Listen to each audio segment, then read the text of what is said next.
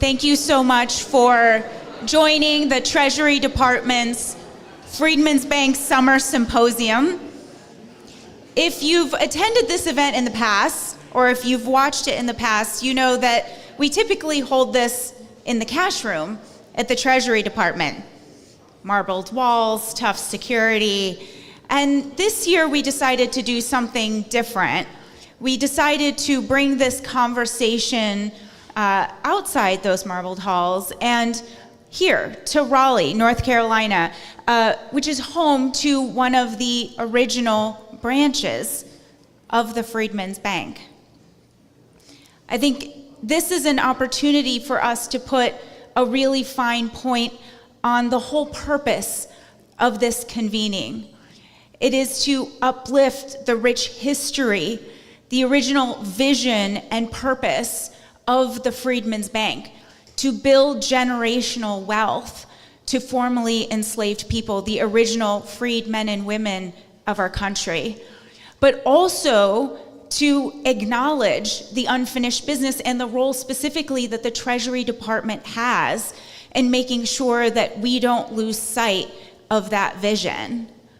Our conversation that we'll have here today is not to say that all that work is done, far from it, but to continue a conversation about how we work together, not to take our eye off that ball. And I can't think of any place better than the hallowed ground here of Shaw University. I want to extend a thank you to Dr. Dillard for your gracious hosting, to Ms. Pleasure, so many of your staff that have really been incredible in leading up to this event. And I also want to thank Operation Hope and our co-host John Hope Bryant. You'll hear from him a little bit later, who's been at the forefront of keeping the history and vision of the Freedman's Bank in our national consciousness. This afternoon, you'll hear about some of the tangible ways that the Biden-Harris administration is investing in Black institutions to make sure that we are furthering that North Star. And to kick off that conversation, I'm excited to welcome Dr. Dillard to the stage. I think she's well known in this room. Her academic accolades are easy to find. I am not going to recite them all here.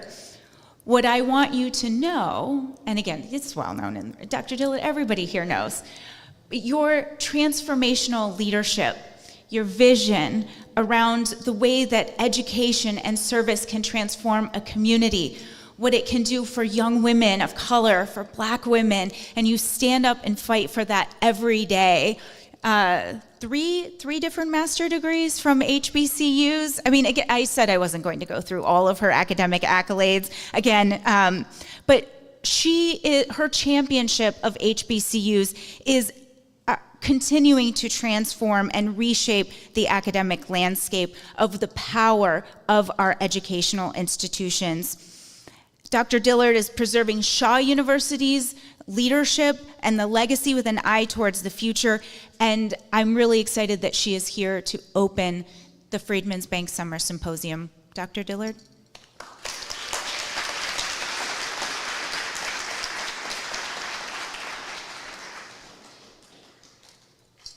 First of all, it is my pleasure and privilege to welcome you to the Shaw University. It is such an honor for us to host this amazing forum. And I would like to thank U.S. Treasury for considering Shaw University to be worthy of such a great event. Now, there is some reasons that you would imagine that this forum would be at Shaw University.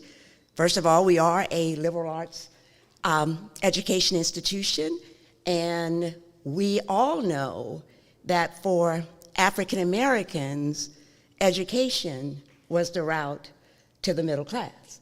And so had HBCUs not existed, I'm not sure, we would have made the progress that has been made up until this point. A little background. Freedman's Bank and Savings was founded in 1865 for the purpose of lending and helping newly freed, formerly enslaved people to have an opportunity to build a foundation for living when you were freed without resources. And when you think about that, that's monumental. Interestingly enough, Shaw University was founded December 1st, 1865, as the first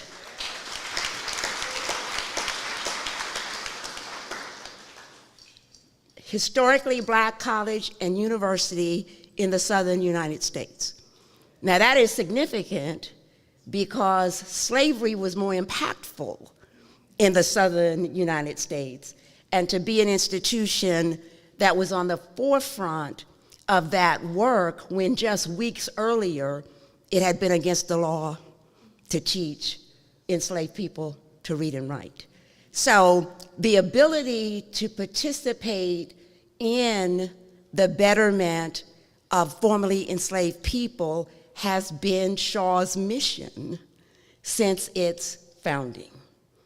And so today, to be able to host this amazing forum is, exceptional for us, because we have been doing the work for over 158 years, and we have been doing the lift without the resources that go with the lift. But we're not complaining. Just like those of you who are starting small businesses that are represented in this room and agencies that support them, you still have to do the work because the outcome is worth it. And I just want to tell you that Shaw University is actively involved. Back in March, we hosted over 1,000 people on the campus who were potential first-time home buyers as part of a program funded through HUD. We were the first historically black college and university to receive the CEO Roundtable on Cancer Gold Standard. Why? Because cancer disproportionately affects the folks in our community, and we wanted to be on the forefront of changing that. In addition, in partnership with Carolina Small Business Development Fund, we have an Innovation and Entrepreneurship Center here on campus. We certify, train, and provide the necessary support for small business, especially African American small businesses. So we're still doing the work, but I'm most excited to talk about the future-facing Shaw University. We are undertaking, thanks to the rezoning approval by the city of Raleigh, creating the Shaw U District. And we believe that we can do that and help to promote businesses, retail, housing for the people that have surrounded Shaw University for over 158 years. So I'm excited about what we're going to hear here today. I'm excited about new partners. I'm excited about what we can do to continue to grow the North Carolina economy, the US economy, and make sure that it's equitable in its occurrence. So thank you so much for being here, and if you need anything, please let any of us know. Thank you.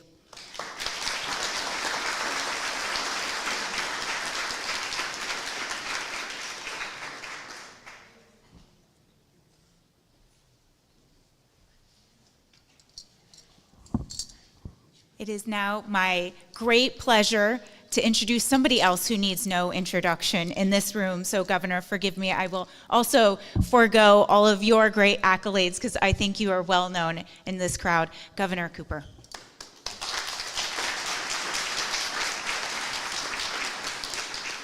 Well, thank you very much, everybody. Dr. Dillard, it's very powerful to hear you talk about the Freedman's Bank and Shaw University, and glad to be here with you. You know, not only does she have more degrees than a thermometer,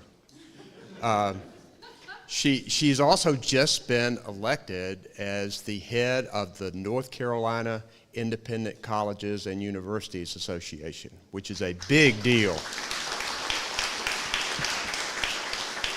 I told her back there she gets to tell Duke and Wake Forest what to do now. So we also have with me here my Director of Public Engagement, Tracy Lovett. And there's Tracy. And we also have the Chief Deputy Secretary of the Department of Commerce, Jordan Wichard, who is with us today.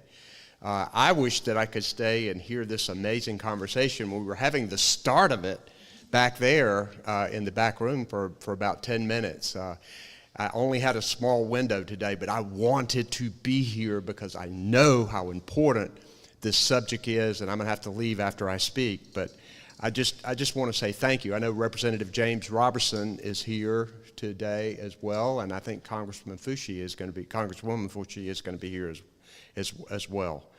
I want to thank you all for joining us today to uplift and celebrate the wealth building opportunities that we want to provide for everybody. It's always great to welcome our friends from the Biden-Harris administration to North Carolina, including Deputy Secretary of the Treasury, Wally Adeyemo, whom I talked with earlier and who will be talking with you soon, and you're going to hear from them.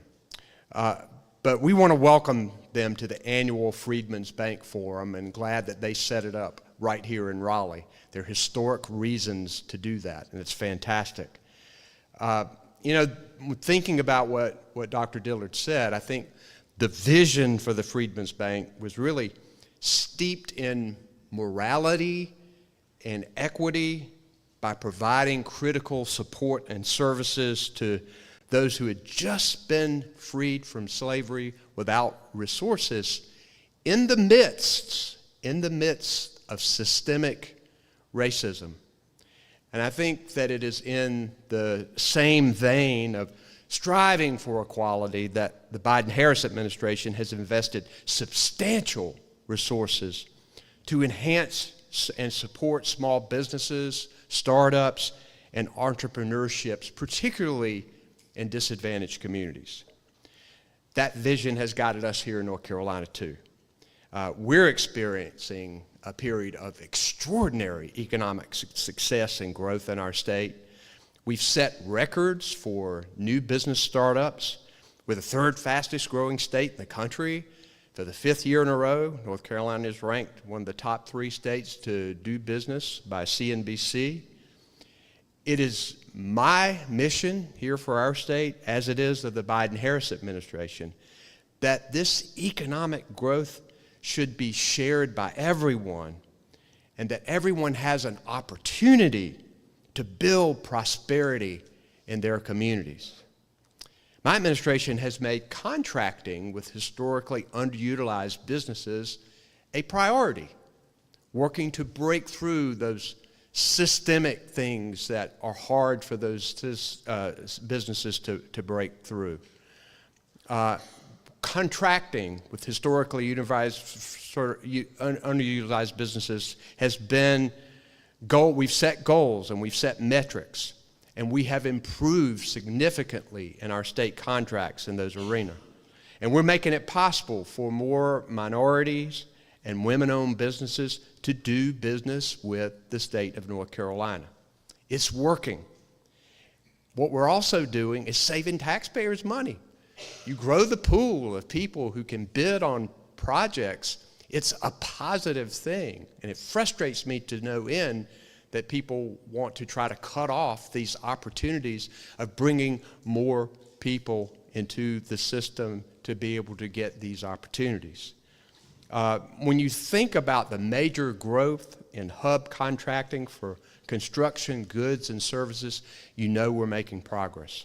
And the number of hub-certified firms has doubled since I became governor. We're also partnering with the Biden-Harris administration to provide access to capital to underserved businesses and overlooked entrepreneurs.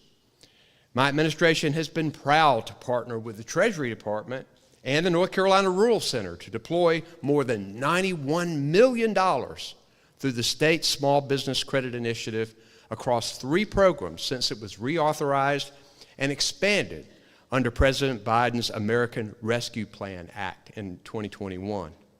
Through the North Carolina Venture Capital Program, NC Invest, which I announced last spring along with Vice President Harris when we were in Durham on historic Black Wall Street, we've dedicated more than $30 million to support 10 venture capital funds investing in early-stage, high-growth small businesses in North Carolina, with more than half of those funds going to those who are socially or economically disadvantaged.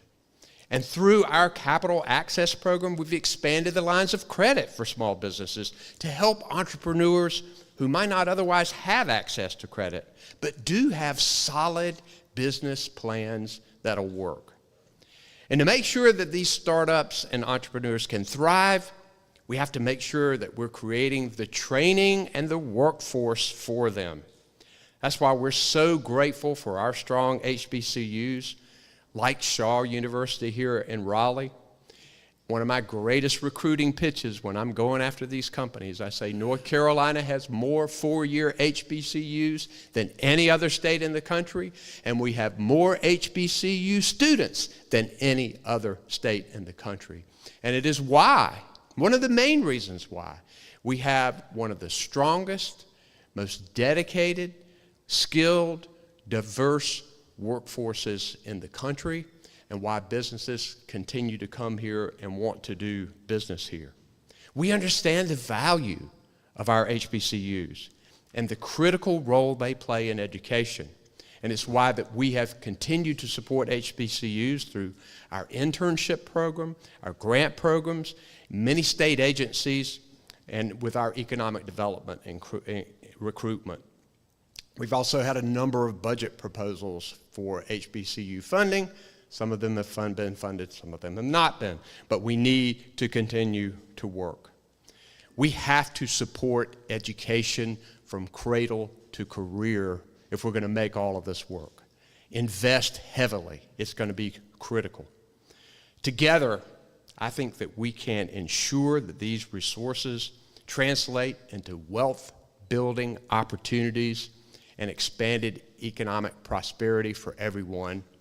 It's great to be here in Raleigh today, Mayor Baldwin. Good to see you, and always glad to see that you're here. I hope that this forum goes well. I know it will, and let's leave inspired to continue the work that we're doing. Thank you very much.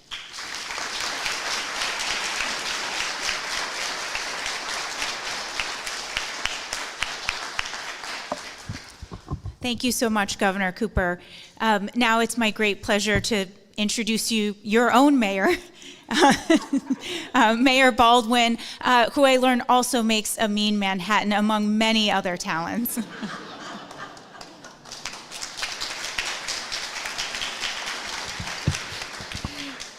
Janice was teasing me because she said that she saw that I was a celebrity bartender last night at a new bar that had opened called Neighborhoods. And I said, well, it wasn't that difficult because that's how I put myself through college. So, you know, if it wasn't for that, and actually I made more money tending bar and waiting on tables than I did in my first job as a journalist. So, yeah, that'll tell you everything you need to know. I probably make more money doing that than being mayor as well. So, hey, next career, yeah.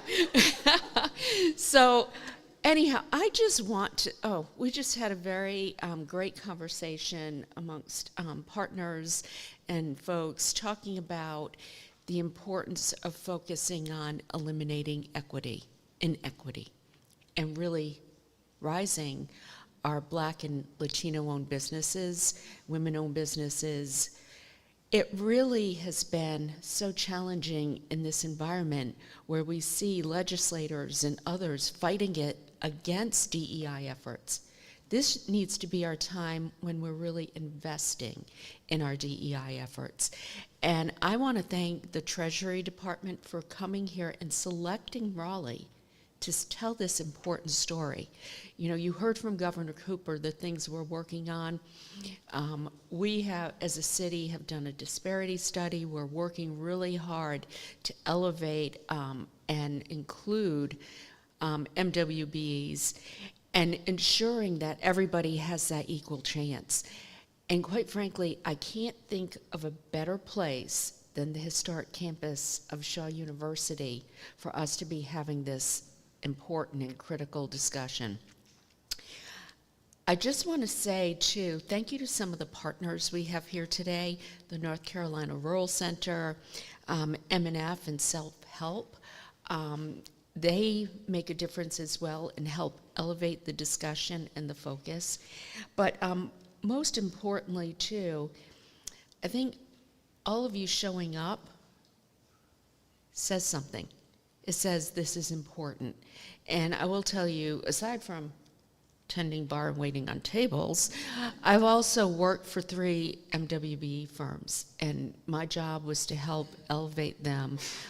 When I started working with, we had revenue of $125,000, and by the time I left, it was almost $60 million. That was my job to help them grow, and I've done that 3 times now, and I believe in it. And it's amazing when you have the commitment, what can be done. I'm also a co-founder of a nonprofit that is now under the Chamber of Commerce. It's called Innovate Raleigh.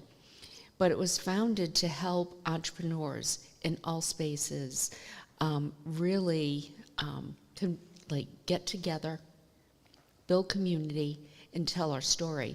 It was interesting because when we started this, we knew we had an entrepreneurial community. We couldn't find them. It was like, where are you? So we decided to do this innovation summit, and we thought maybe 50 people would show up. We had over 200 people come, and we had to turn people away, and that told us this is important. It's important in our community. The entrepreneurs who showed up, it was like, okay, this needs to be done. So that is in my heart. It really matters to me how we proceed and how we continue to lead on this. So I'm really looking forward to the discussion, the leadership, and the partnership. And I'm going to say partnership again, because this doesn't get done without all of us working together. Thank you.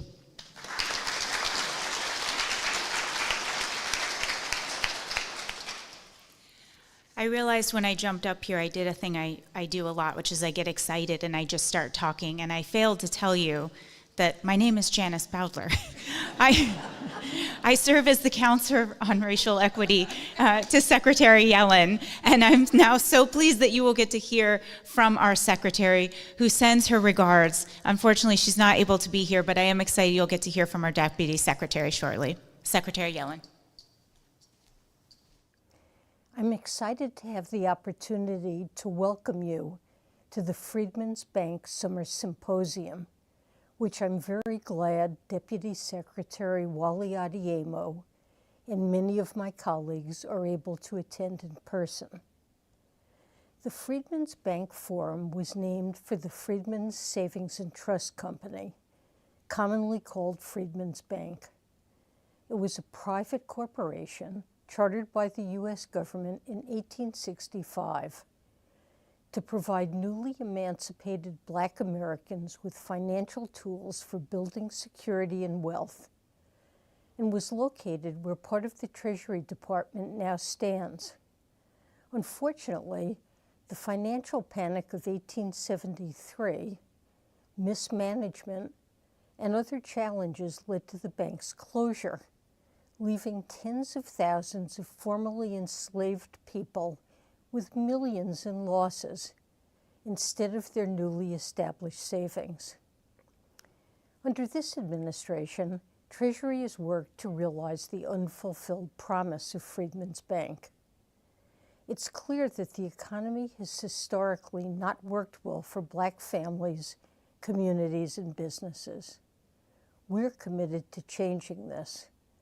All Americans deserve opportunity, and unlocking the potential of those who have been overlooked and underestimated is essential to increasing our country's economic strength. Let me highlight just a few of our many efforts, starting with our historic investments in financial institutions and funds with a track record of investing in Black communities.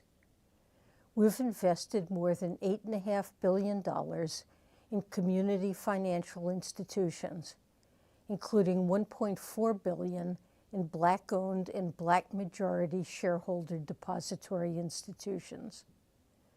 I understand that later today you will hear from M&F Bank, the second oldest Black-owned bank in the country. Chartered by the state of North Carolina in 1907 as part of a thriving business community in Durham. The bank received $80 million from Treasury's Emergency Capital Investment Program and additional funds from corporate partners through the Economic Opportunity Coalition. Treasury's efforts extend far beyond access to capital, including, for example, the generational investments we're making at the Internal Revenue Service that will make it easier for families, businesses, and neighborhoods to access tax credits to get more breathing room in their household budgets. We've done a lot in the past few years, but we're well aware that we still have a long way to go, and this event is another step forward. Let me thank our hosts, Shore University and Operation Hope, for making this event possible. I was very glad to host the Freedman's Bank Forum at the Treasury Department in Washington, D.C. last year. Hosting the Freedman's Bank Summer Symposium here in Raleigh, North Carolina, is a powerful reminder that our work spans the country and that it must be driven by communities and grounded in their needs. Again, welcome to the Freedman's Bank Summer Symposium. I hope it serves as an opportunity for you to hear about the breadth and depth of ongoing work and to recommit to the work ahead.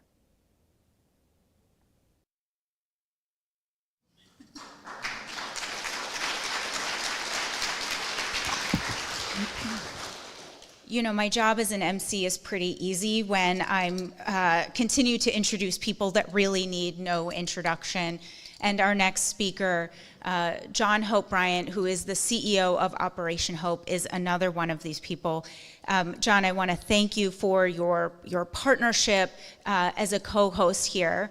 If you're not familiar with John's bio, because once again, I'm not going to go through all of John's accolades either, I encourage you to head to a bookstore, to any place that you listen to podcasts, and you will hear John dropping knowledge that is so essential to the work that we all do. But I'm happy to welcome him to the stage today in a special role as the holder and keeper of a shared vision and an aspiration on how we continue to build intergenerational wealth in Black communities, and the way in which that is going to spark and sustain our economy for everybody. John has been at the forefront of this work. He is a keeper of the history of Freedman's Bank and a propeller of the mission and vision of Freedman's. John, thank you so much for joining us today.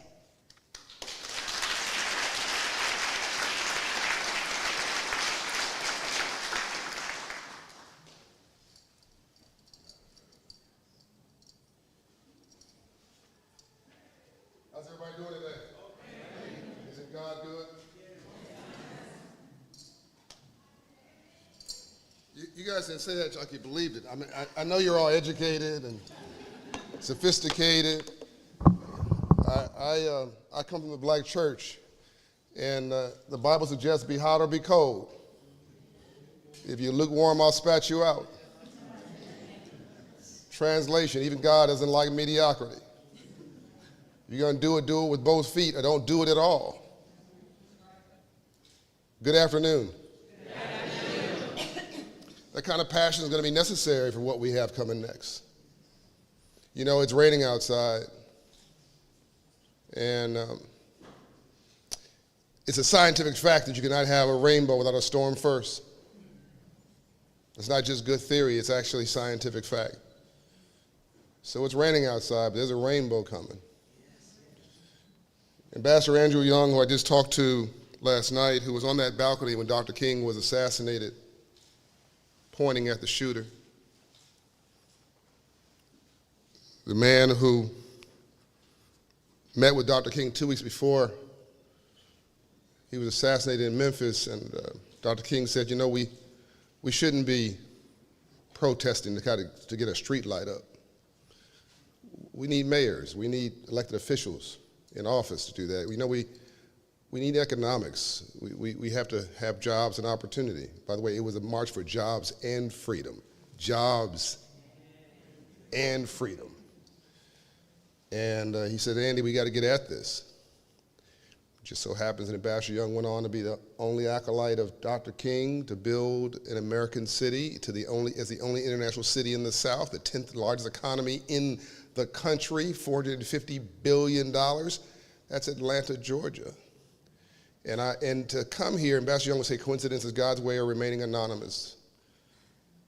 To come here and to be in front of this beautiful lady, your president of this university, a black woman, after your governor, a white man, just introduced the first Secretary of the Treasury, who's a woman. You're not getting this. The lady in charge of racial equity and economic equity for the nation at the Treasury Department, an honorary sister.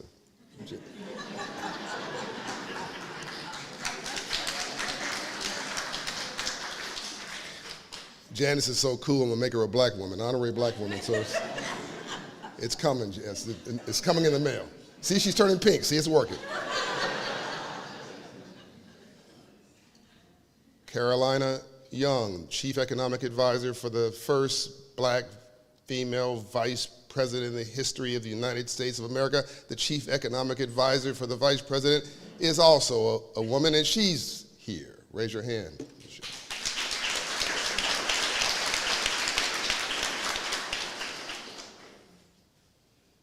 Your mayor's a female of Raleigh. Honored to be with you today. You're about to meet the first Deputy Secretary in the history of the United States of America, the biggest economy in the world, who happens to be black, ever. That conversation will come next. I just want you to understand the moment. We get frustrated and flustered, distracted about things in the short term. We don't see the vision. This is God's world. Darkness comes from light, not the other way around. Badness has failed goodness. Rainbows only follow storms. You're sitting in a building that was created about 10 years after the Freedman's Bank, the first institution, the first building to educate black women in the United States of America. Yes. You're sitting in a state that was knee-deep in the civil war and the battle over slavery. And look at who is running this premier institution in this premier town in partnership with the governor, who sees the color not as black or white or red or blue, but green. Can I get an amen? See, that wasn't a black amen or a Latino amen or an Asian amen or an Indian amen. It was just an amen. The Freedman's Bank, I won't repeat what the Secretary of the Treasury eloquently already articulated, but I'm going to add to it just a little bit and contextualize it, if that's okay with you. I'm sorry, I've got low self-esteem. I'm talking to you, actually, not, it's okay? All right. And I don't want to talk too long. My mother always said, be good, be quick, and then be gone. You never want to be the old guy in the club. I'm giving you guys some good stuff. It's going right over your heads.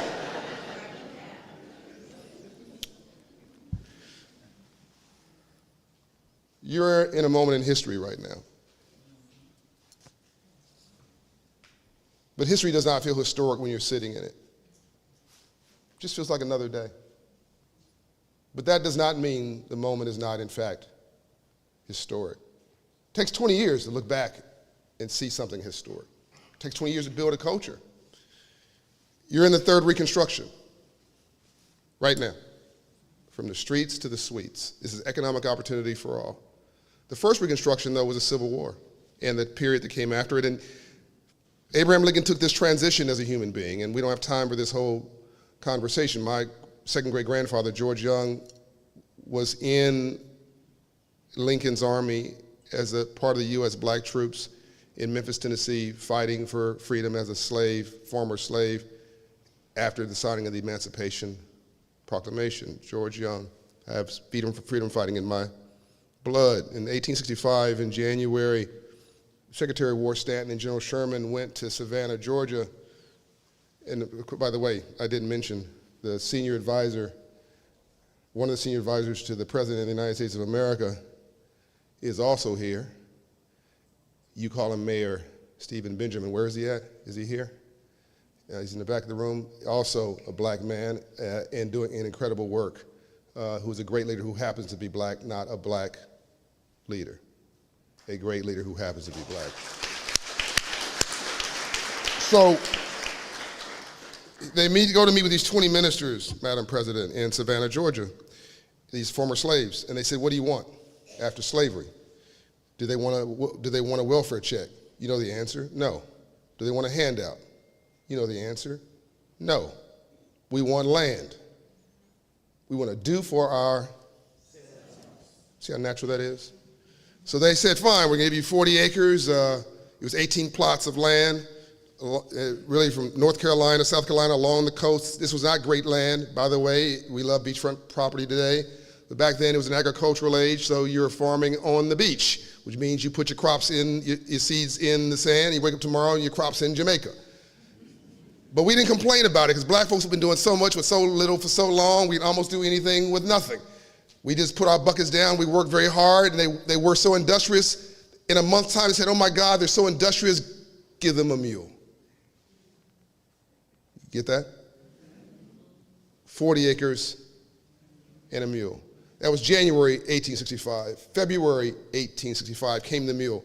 The next month, no Snapchat, no Twitter, no Instagram, there's no way of communicating. This is people hustling and talking and communicating hand to hand. The next month, March 3rd, Abraham Lincoln signs the Freedmen's Bank legislation, which created institutions of higher learning and hospitals and such, but it also created the Freedmen's Bank, the Freedmen's Bureau. Then they also created the Freedmen's Bank, a bank chartered, quote, to teach freed slaves about money. It's financial literacy. So now think about this. Land, this is deep now. January, the land. February, the mule. Machinery. March, the bank. Teach you about free enterprise, capitalism, economics, ownership, opportunity, how capitalism works. We're not dumb and we're not stupid. It's what we don't know that we don't know that's killing us, but we think we know. We know how to make money, we don't know how to build wealth. No one gave us a memo. When the rules are published and the playing field is level, we kill it. Am I talking to myself? Think about professional sports. Not only just traditional sports, basketball and football, I'm talking about F1 racing and tennis. And now a brother just won a stage of the Tour de France and the bike race. I mean, wherever the rules are published and the playing field is level, we absolutely excel. Think about the arts. Think about government. Think about faith. When the rules are published and the playing field, but no one taught us about free enterprise and capitalism and economics and ownership and opportunity. We couldn't create assets because we were assets. I think I'm talking to myself. Bought, traded, insured, underwritten, finance. The wealthiest asset in the country in the 1840s was us. So here comes this bank, not only to teach you financial literacy, but to seed corn, give you access to capital, and to grow it. And Lincoln thought this was so important. And in his ear, by the way, was somebody you know to be an abolitionist. I know to be a businessman. His name was Frederick Douglass, who owned $6 million worth of real estate, by the way, in Baltimore, Maryland, and rented it out to working class blacks, which gave him the financial freedom to do as he liked. The bank gets stood up. Where does Lincoln put it? Proximity to power in Washington is really important. Where did he put it? You've got the park in honor of the French who helped us with our independence in front of us. You have the building to the left where they keep visiting heads of state. You got the Treasury Department, the first federal building to the right, all about money. First federal building, which all of the federal offices came out of Treasury. You got the Department of War, now old executive office building to the left. Catty corner to the right was the Freedman's Bank. So Lincoln could go upstairs and look out the window, see his most important unfinished experiment for the ultimate freedom of the people who gave everything and got nothing. And he made the mistake, quote unquote, to then promise blacks the right to vote. And Booth said that's a bridge too far, it's the last speech you'll ever give. And they killed him in April 1865. Now follow me. 40 acres in January, mule in February, bank in March, assassination in April. So Frederick Douglass came in and said, we can't let this experiment end. He was the Martin Luther King Jr. of the 1800s. He comes in, loses his whole reputation, puts $10,000 of his own money into a government bank. You know he wasn't getting it back. That is true public service. Puts his own money up and tries to save it, but the bank gets gamed and manipulated. But rainbows following storms, 37, 38 locations in 17 states. One state had 3 offices, this one. One of them was in Raleigh. Can't make this up. And out of all this energy came, yes, this great university and this institution to raise and educate these women. You also have the Black Wall Street here. What's the street called? Haggard, was it Haggard? Hargett Street, 1 G, 2 G's, 1 T. And it thrived in the early 20th century, early 1910-ish. We talk about we talk Tulsa, but they don't talk about this story. And by the way, this story thrived until a freeway came in and changed the demographics and the environment, but they're now understand you're bringing it back. Let me tell you how you're a role model here in Raleigh and bring this full circle for how we came to this moment. I like math because it doesn't have an opinion. You are the city who's had the most excuses to do the least progress given your history. And based on those cities I've mapped every credit score in America by zip code, every one.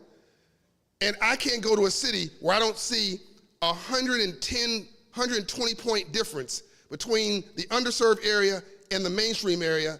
In other words, it's 700 credit score neighborhoods for the mainstream area and typically 550, 580 for what I call the hood. You don't know what I'm talking about, okay.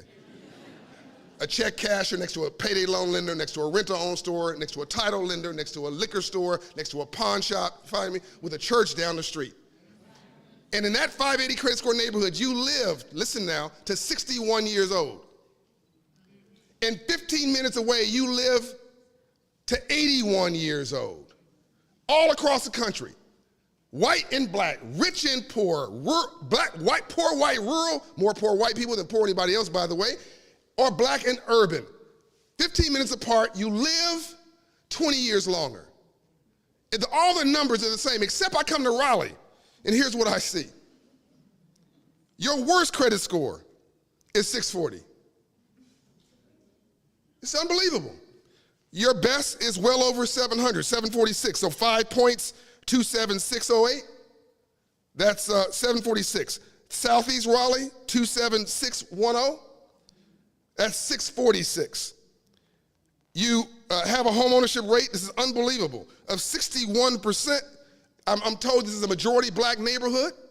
61%. The average black home ownership rate in America is 41 to 44%. This is unbelievable. What's the number one way you build wealth in America?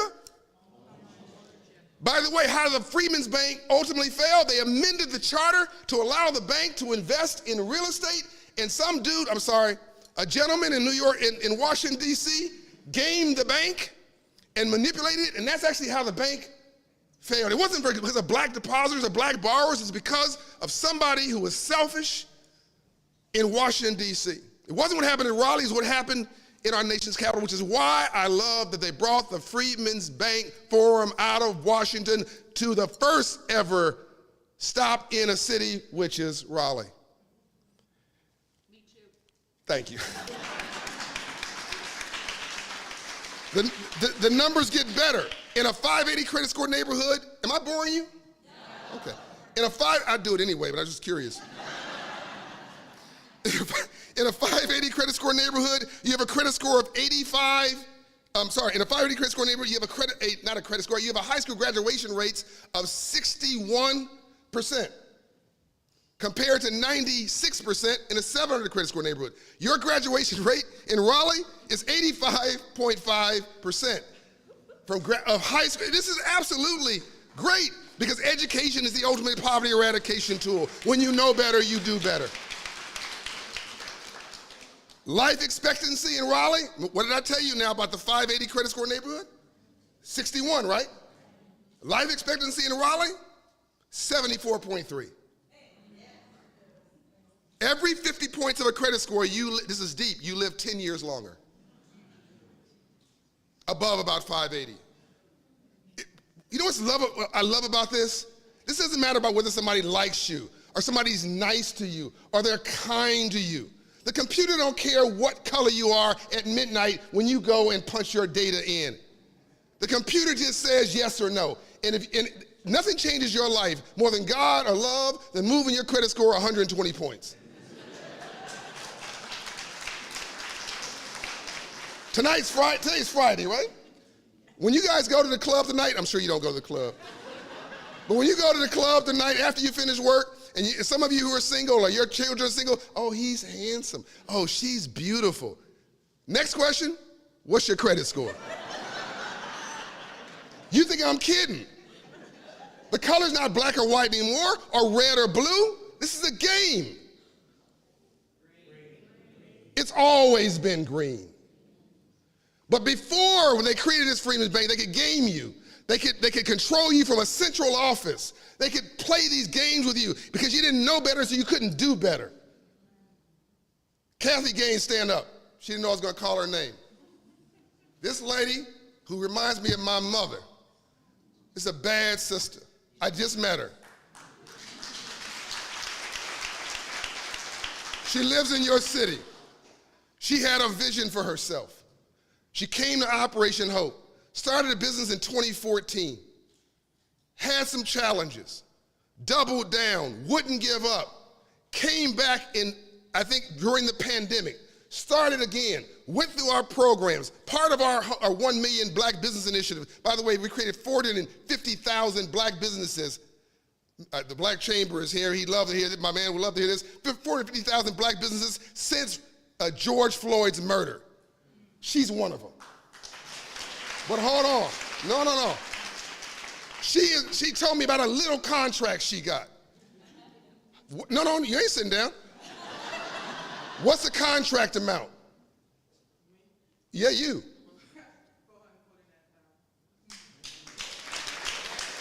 $500,000 contract, Ron. And how many employees do you have? Employees.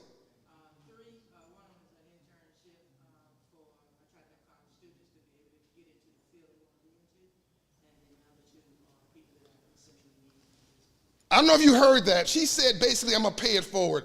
I'm struggling, yes, I'm hustling, yes. I've got 2-3 employees, but I'm gonna create an internship every year to pay it forward, so as we know better, we can do better, because you model what you see. She is the living legacy of the Freedman's Bank. Thank you very much. By the way, what's your credit score? No, I'm serious, what's your credit score? So I asked you another question, stand up, what's your credit score? What's your credit score? Say it. Say it again. Say it again. You hear what she said? 765. I asked her, was she married?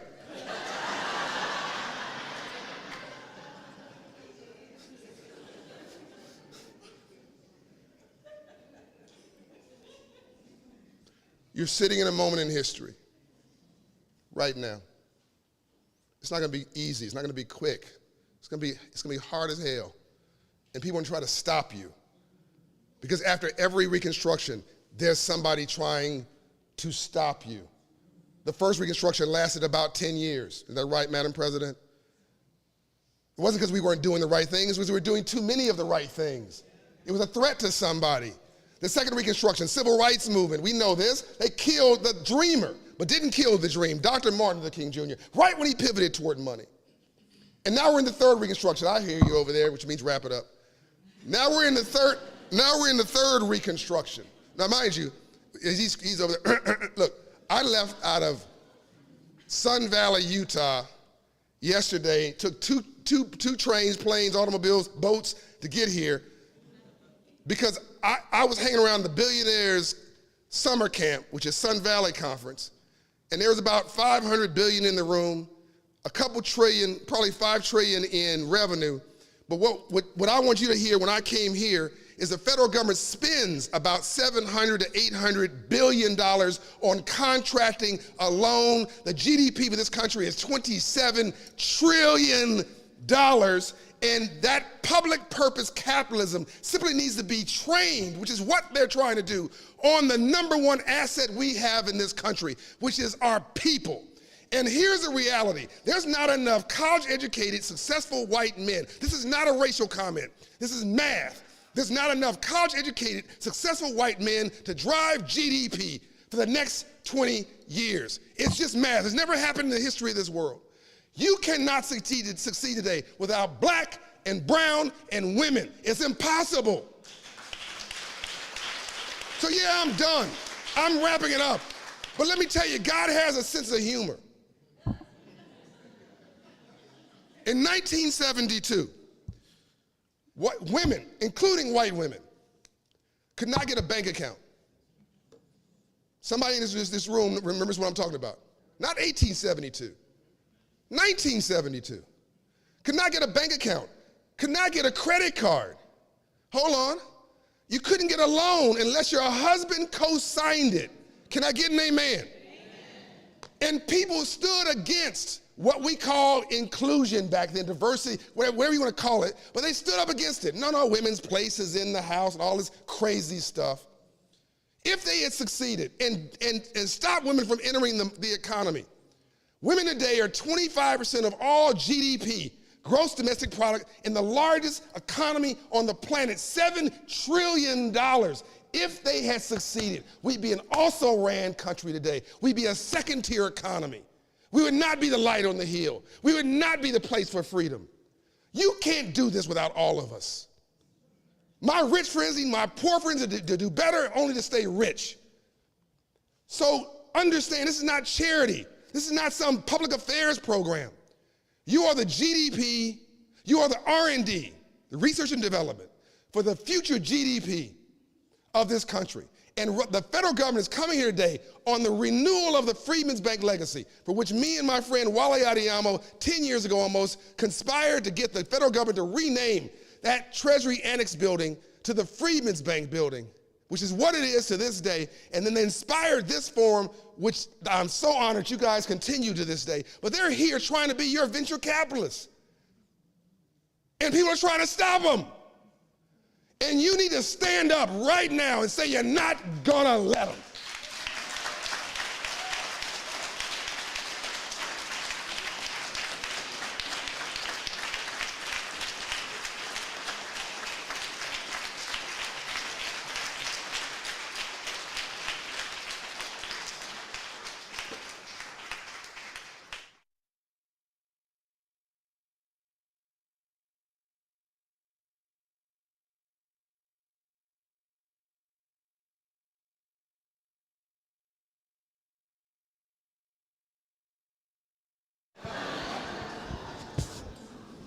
don't understand, and I mind you, I am a guest.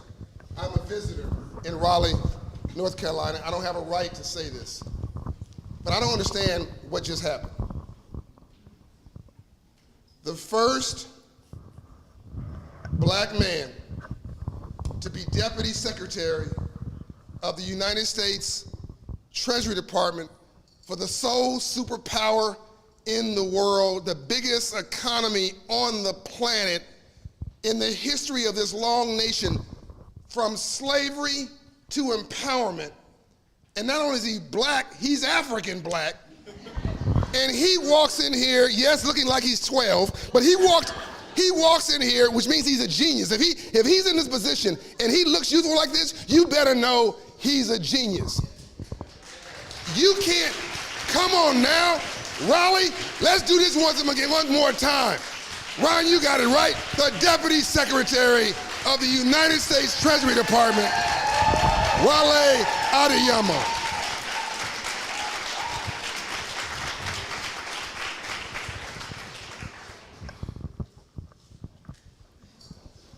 Wale,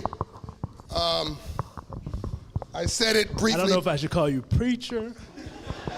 No, just call me your friend. Or brother. Or I love friend. you, man. I love you. You're amazing. Thank you for, and I think you put this well, because a decade ago when you walked into my office and Treasury and told me the history of the Freedman's Bank and pointed out to me that the building across the street that we were using to do a bunch of national security things actually was a headquarters, little did I know that it would lead to where we are today, which is this forum that gives us an opportunity to commemorate that history and the history you just told, but also to talk about that future in terms of what we do to help make sure that we can invest in this community. Because to your point, there's no way that the United States succeeds unless we invest in communities like this.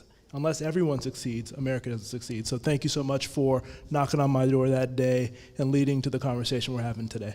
It's my honor, and let me tell you, so I was so proud. We got the building, well, we tried to get the building renamed, and the lawyers tried to stop us, and Wale removed that barrier, and we go to Secretary Lou's office, and he says, why should I do this? Because he could do it administratively. I said, well, you cannot possibly tell me that the Treasury Annex building is a better name than the Freedman's Bank building. So he changes the name, and so I go over very proudly to present my credentials at the building, walk in the building I helped to get renamed, and they stop me at the door. You can't come in here. It's a secure building. It's where they do all of the financial sanctions globally for Russia, for Iran, et cetera, et cetera, et cetera. Do you know who's in charge of all sanctions for all bad people in the world? That's a bad brother.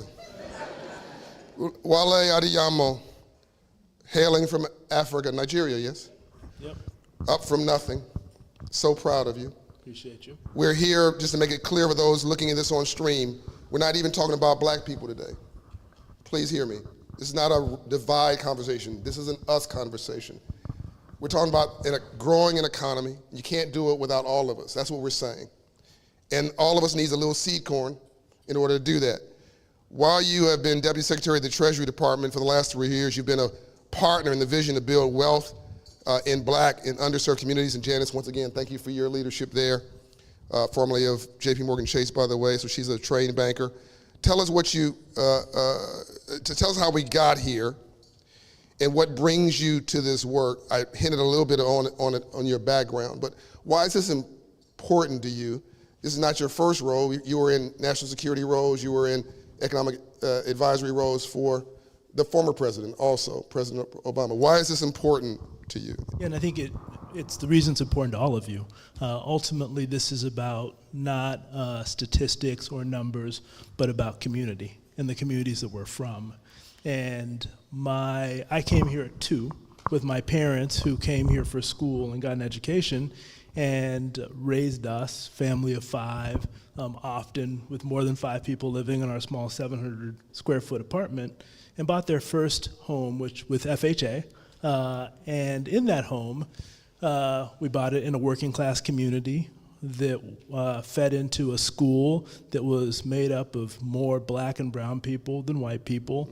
And I was in the first class to go to college after the end of affirmative action in California. And I went to UC Berkeley, where I was one of 6 black males who didn't play sports in a class of 6,000.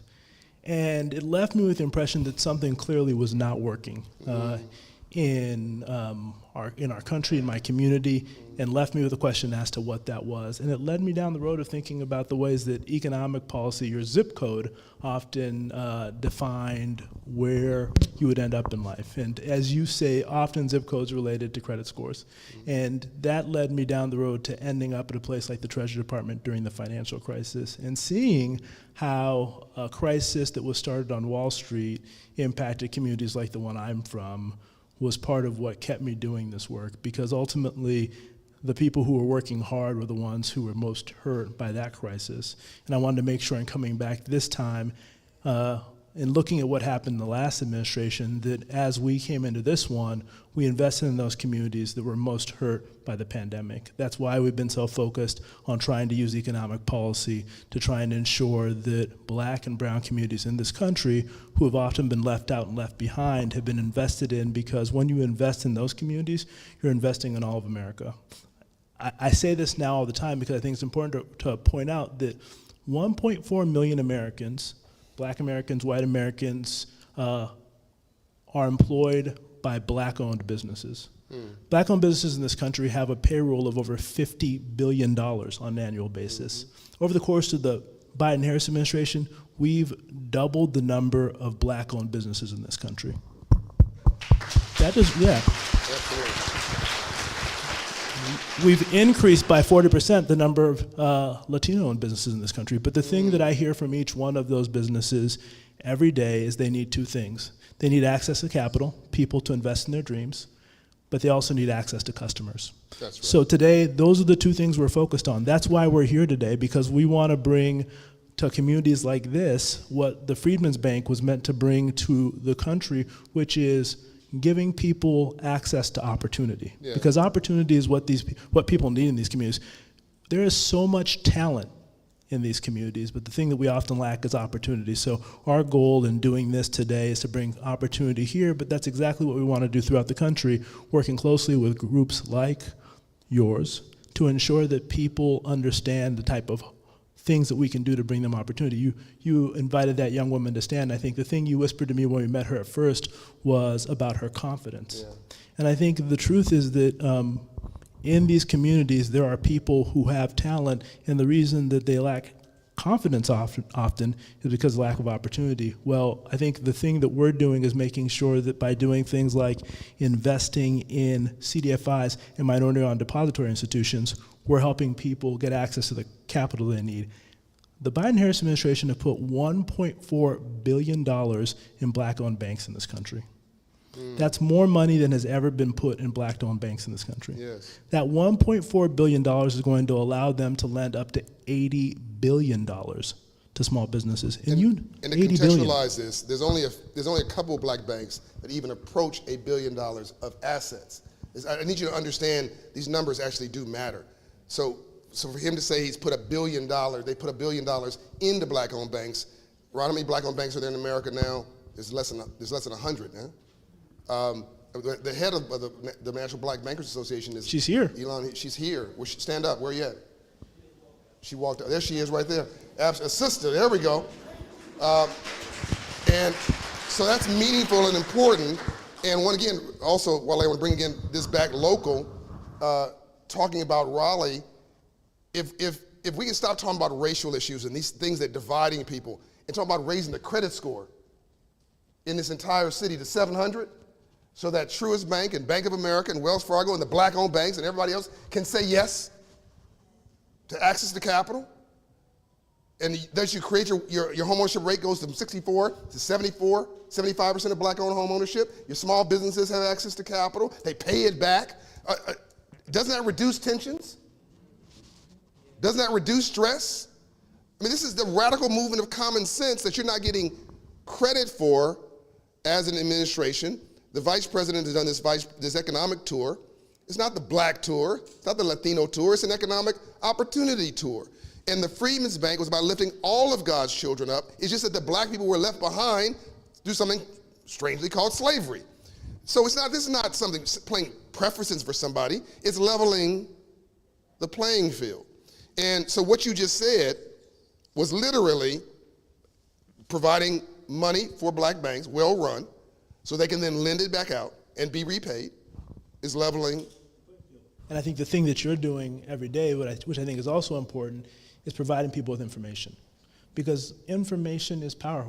And I heard you say this, and I think it's true, when the rules are clear, we can succeed. Yes. But when you don't know what the rules are, when you haven't been informed about the ways that capitalism made, when you don't understand how to keep your balance sheet, how to make sure you keep, what is a balance sheet, how to make sure that you maintain your credit score. When you don't have that type of information, even if you are the best baker, the best computer scientist, you don't know how to build a business. And I think part of the goal is not only providing money, but also providing technical assistance. Yes. And you're doing that every day, and partners like Truist Bank are working with you to do that. And from our standpoint, we want to do this in communities all over the country, because ultimately the challenges you often will see in urban communities in this country, you'll also see in rural communities in this country. Yes. They're often left out and Yes, left poor behind whites. as well. Yeah, Absolutely. poor whites, poor black people, That's why poor they're Latino frustrated. people live there as well. Exactly, and I think the goal for our administration, and as you mentioned, I spend the majority of my time working on national security issues.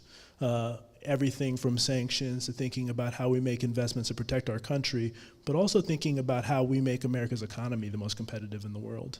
And the secret power the United States has is we have a diverse country that has people of all stripes who can contribute to the economy, but because of the legacies of racism and the fact that we've left out communities and left them behind, they haven't had the opportunities they need. That is unrealized potential. Investing in that unrealized potential is the way that we grow our economy faster and better than any economy in the world. And that's what we've done over the last 3 years. That's why America's economy is doing better than any economy in the world, but we've got to do more. And that's why we're here today, to talk about what else we can do to make sure that we're investing in capital, in customers, but also in providing information, which I think is a critical last leg in making sure that people, when they understand the rules, I think that our communities will succeed beyond anyone's wildest dreams. So you mentioned Truist. Bill Rogers is their CEO, and he told me that volunteered 150 plus years ago, they used to engage in financing plantations which had slaves on it. And he apologized for that. Today, Truist has 2,000 bank branches, Wale. 800 of those bank branches are Hope Inside branches. When you do 800 locations, that's not charity. That's business. They really believe that if they can get the credit score up, the debt down, and the savings up, they can get out of the no business back into the yes business. So we think that this is our part to continue the Freedmen's Bank legacy, but we can't do this without the federal government. This was the nation saying this was a priority. You didn't have to pick this up. In fact, the Secretary Yellen didn't have to pick it up. President Biden didn't have to pick it up. The Vice President didn't have to pick it up. You didn't have to continue it. Why did you come from Washington, D.C. to Raleigh? Why is a Treasury Department, which is not typically viewed as an emotional, sort of warm, gooey, loving place? Say more, yeah. Why did the Treasury Department find it's important to uphold the vision of the Freedmen's Bank and to continue it to this day? Why is that important? So let's start from the standpoint that it's the right thing to do. Ultimately, living up to our nation's highest ideals is the most important thing we can do, and the president reminds us of that every day. But the reason that it is critical for us to do from an economic standpoint is that my job, the secretary's job, is to make sure that we grow the U.S. economy as strong, as resilient as possible, and we cannot do that without you. Without Raleigh, without Black Americans, without Latino Americans, without all Americans. Every American has to contribute to our growth. And what Secretary Yellen says, and those of you who know her, she is a historic figure, she is a trained economist, and her view is that the best way for us to grow our economy today is by unlocking the unrealized potential of Americans who have been left out and left behind for so long. That's why the Vice President and Secretary Yellen have been so strongly in favor of us continuing to live within the legacy that we've created here with the Freedman's Bank Forum, because we know it's an opportunity for us to both commemorate what happened in the past, but make a commitment to a future that's better and different, where we're investing in these communities, providing information, access to capital, and also access to customers. Because fundamentally, if the government can do this, can help create these paths for all Americans, as you put it, through things like the Economic Opportunity Coalition, Yes. and we create opportunity for all Americans, we know that Americans in this room, Americans in this country, Americans in Raleigh can succeed. That's why we're focused on this. One thing that you guys did, the vice president led it recently, was medical debt. And this affects everybody. Doesn't matter what color you are. Doesn't matter what socioeconomic status you are. Up until recently, if you had medical debt on your record, it would keep you from become a homeowner or to start a small business. Now, medical debt does not count against your credit score because of the leadership of the vice president and Treasury and the president and the administration, and Operation Hope is helping with that along with other organizations. That's a game-changing situation because now people can have enough credit score to access capital. What other things specifically is the Treasury Department doing to ensure communities are integrated, particularly those who are excluded like African Americans, in building a new middle class, which will allow us to continue to be the biggest economy on the planet? Yeah, and I think one of the things that you mentioned medical debt, but I think student loan debt is also critical to people in our community as well. And oftentimes people don't realize that this is an inhibitor to people being able to succeed, because for so many Americans, when you come from a family where you don't have generational wealth, when you go out, you don't have someone who's going to give you a family loan to start that first small business or to buy your first house. So if you don't have a credit score that gives you access to the credit early on, you're set back right away. That's why looking at ways to deal with debt matter. But in addition to doing that, I think one of the things that we've tried to do at the Treasury Department is make sure that we partner with the private sector to make sure that they're in a position to meet the commitments that they've made. A number of these private sector firms made a number of commitments after the murder of George Floyd.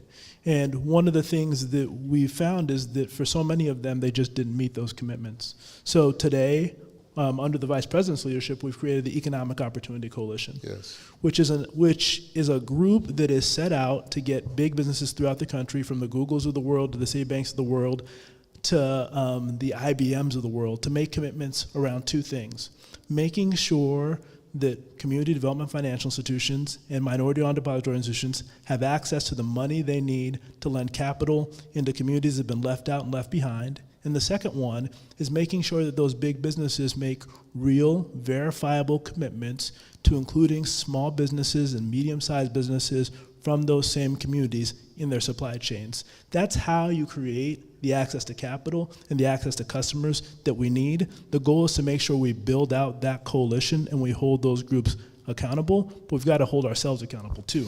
That's why I'm proud that at the Treasury Department, we've increased by 60% the amount of money that we are spending in minority-owned firms.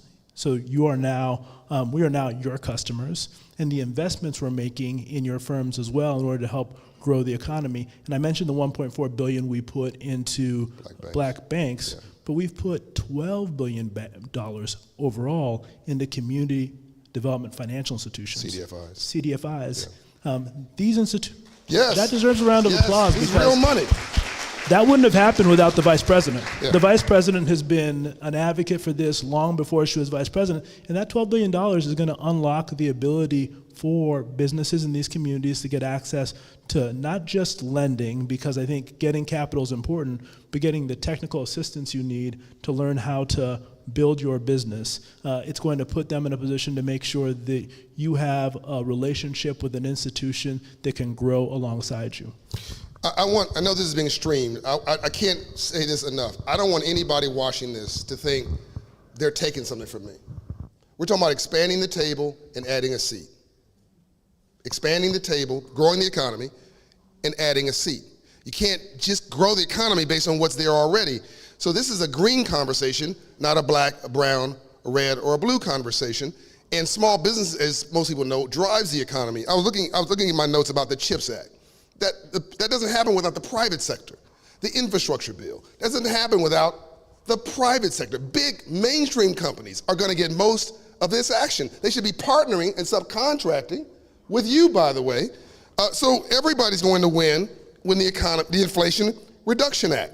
These are big, audacious things, but this is not some wild liberal fantasy. This is the biggest economy and the only growing economy, right, by the way, in the world. Mr. Deputy Secretary, I keep calling you Wale because you're my boy, but I did this TV show and on a network, and this guy got on live and was complaining about the president. Complaining. I let him finish. I said, sir, I know who you are. I love math. I know your net worth.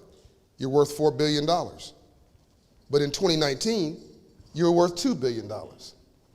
Your net worth has doubled under this president. What are you whining about? And all of a sudden, his connection broke, and he. So look, this is a rational movement of common sense. Yep. And it's about growing the economy trying to get everybody into it, correct? Yeah. And the Freedman's Bank is now part of that. It is. And I larger think vision. There's two different ways to do it, and I think everyone knows about the interstate highway system. Huge transformative thing that happened in America. But the thing, and you mentioned this, I think, during your remarks, that when we built the interstate highway system, instead of building it in an inclusive way, we built it in an exclusive way, Yes. in which some communities were built over and built around. And I lived on the south side of Chicago, and when I talked to some of the young people there who were looking out at downtown, many of them had never been there because there was no public transportation and the freeways weren't built into it. So the thing the president and vice president have done when it comes to the CHIPS Act, the Inflation Reduction Act, to the Infrastructure Act, they've built into it policies that are helping to advance being inclusive. I was just in Idaho. And Idaho is a strange place to start this story, I know, because on my plane to Idaho, I was the only person who looked like me on the whole plane. But ultimately, the challenges rural Idaho has are not dissimilar from the challenges that we have in Rialto, California, where I went to high school, or in... By the way, he said he's always hanging around the money. Yeah, the only reason he went to Idaho. Yeah, and there's money there. There's this company called Micron, who's getting money from the federal government through the CHIPS and Science Act. That's right. And when I went there, what Micron did was they made a commitment to putting money in CDFIs. Why did Micron do this? Not only because of the relationship with the federal government, because Micron knows that in order for them to succeed, they need a successful small business ecosystem. That's right. Those small businesses are run by people who look like us all over the country. 18 million small businesses have started since the beginning of the Biden-Harris administration. That is more than in any 3-year period in history. We've doubled the number of Black-owned small businesses over the last 3 years, increased the number of Hispanic-owned small businesses by 40%. Our goal now is to make sure that those small businesses become medium-sized businesses, become large businesses, not because that's good for Black and Latino Americans, but because that's good for every American. Absolutely. Absolutely. And again, one of the reasons I love you guys is your PhD and PhD too. You walk the talk. I want you to talk about a couple specific things that you think have been done best at sort of driving down at the level of where people can feel it and that people may not be obvious. I also want to let all of you know here that after this is over, there's going to be some booths and an open house and expo that will allow you to actually engage with federal agencies and begin to build relationship capital. Hello? Because if you hang around 9 broke people, you'll be the 10th. What's wrong with you people? I'm giving you some good stuff. I want you to build relationship capital so that you can be part of the story, and the next Kathy that gets cited, who's doing $500,000 contract. Are we on the same page? Economic growth for everybody. So think about for a second, Mr. Deputy Secretary, I'm gonna give you a minute to think about what couple, 2, 3, 4, 5 things you're most proud of. While I do that, I want, as an assignment for you, I want you to think, the federal government just gave you some money, right now. Right now in your family, somebody makes $60,000 or less, yes or no? Okay.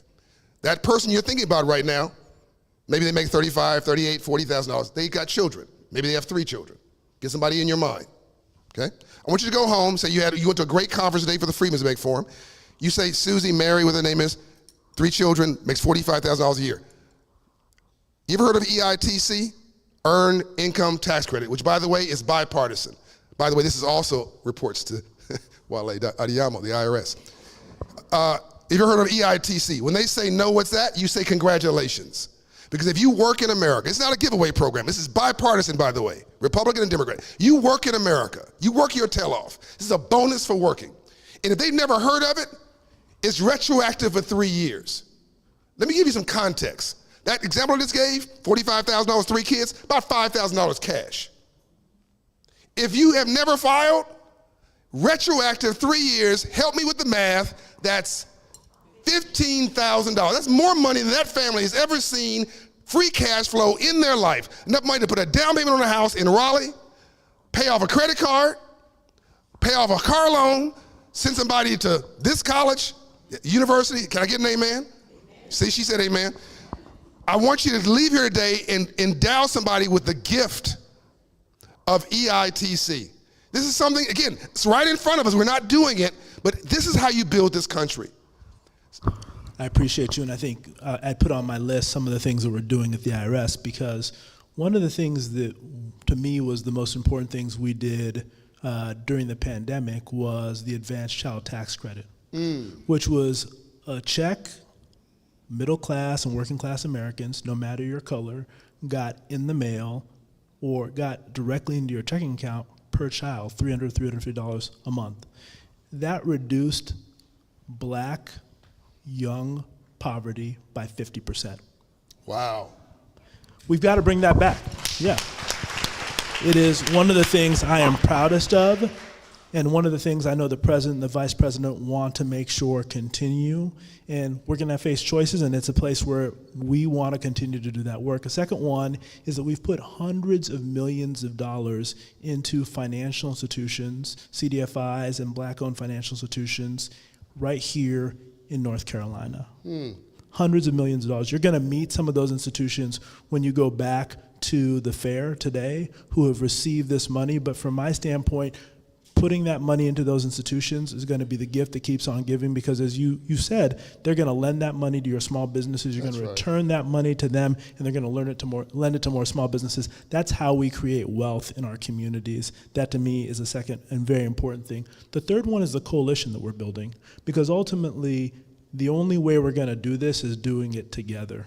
When Reverend King was assassinated, he was in the midst of building a coalition that brought together this fight against poverty with the fight for civil rights. Yes. And I think today, everything from what we're doing here in this room to what we're doing with the Economic Opportunity Coalition to what we're doing throughout the country to help bring together a coalition that recognizes that giving people access to capital, access to customers, and access to information is critical to not only building the economy for Black or Latino America, but it's critical to building the economy for every American.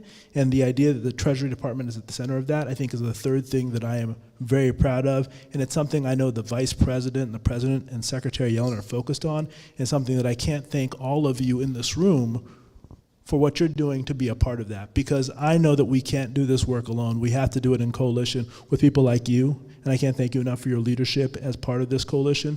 But the way that this country continues to make progress, we continue to bend that arc, is that we recognize that there are going to be those who push back against moments like this one. And we're seeing that in the courts, we're seeing that in state legislatures.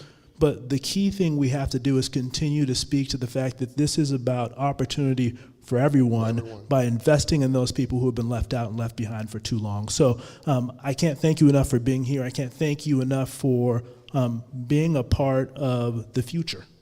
Because the future, from my standpoint, is defined by the people who are willing to do the work. And you said it, a PhD in PhD. And I think I know so many people in this room, and you're doing the work every day in your organizations, in your communities, and that work's not getting easier. But what I want to tell you is that because of the President and Vice President's leadership, we have the tools now to do the work, and now we just got to go out and do it. So thank you, John, for having me. Listen, everybody, I was told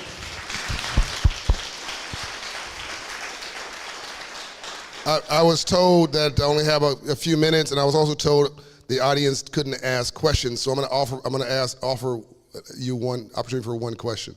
I was told I couldn't ask questions, but there's a historic moment here, and we only have a couple minutes. But no, seriously, this is a historic figure. This is a historic figure. Somebody here asked a really smart question that will go down as part of the archives for this very important first ever gathering of the Freedman's Bank Forum in Raleigh, North Carolina. What do you have to say to the Deputy Secretary of the United States of America? One question quickly. Yes, stand up. Wait a minute, you work for Operation Hope? No, I work for Truist. Oh, okay, cool. All right, all right. In April, you wrote an op-ed in Essence around Black women in the recovery since the pandemic. We've been talking a lot about people of color, but especially Black women. Can you maybe put a fine point on the contribution of Black women since in the United States, but especially since the pandemic? Yeah, and I think that like so many, Black women are so critical to the community. They're the bedrock of our families, but they've also been the bedrocks of the economic recovery that we've gone through. And we often forget, because it's easier sometimes to forget hard things than to remember them, but we have to remember that 4 years ago, we wouldn't have been sitting here. 4 years ago, we would have been in our homes, worried about the fact that a pandemic that had hit the entire world was going to kill us. Black unemployment was nearly at 10%. We were losing family members. The fact that today we are the strongest economy in the world, that we have unemployment that has hit record lows at points for Black America, was not a foregone conclusion. That was only because of two things. One, the leadership of the president and the vice president, but two, the grit and determination of the American people. And no one did more in terms of a group than Black women, who have returned to the workforce at numbers even that exceed the numbers before the pandemic. They've helped contribute to both growing the economy, but because one of the constraints we had in the economy was inflation, to reducing inflation. They are helping to drive economic growth throughout the country. And the thing that we're doing is trying to find ways to make sure that we are putting you in a better position to do that by thinking about ways that we can offer less expensive childcare and elder care, so that people have the ability to not have to choose between taking care of your children and going to work. By making sure that we invest in reducing the cost of things for you, from the cost of filling your tank, which has gone down by $1.50 since the peak in 2022 because of the President and Vice President's leadership, to helping you get into your first home, because as you said earlier, the best way to build wealth is to buy a home. So the President and the Vice President, again, committed to not only building 2 million more houses in this country, but offering grants and stipends to first-time home buyers so that it's easier for you to start building that wealth that you can pass on to the next generation. But frankly, we have been blessed for so long by, and continue to be blessed by, the ways in which Black women are showing up in this economy. And our goal needs to be to continue to empower them so that they can continue to do what they've always done, which is more than we deserve. We started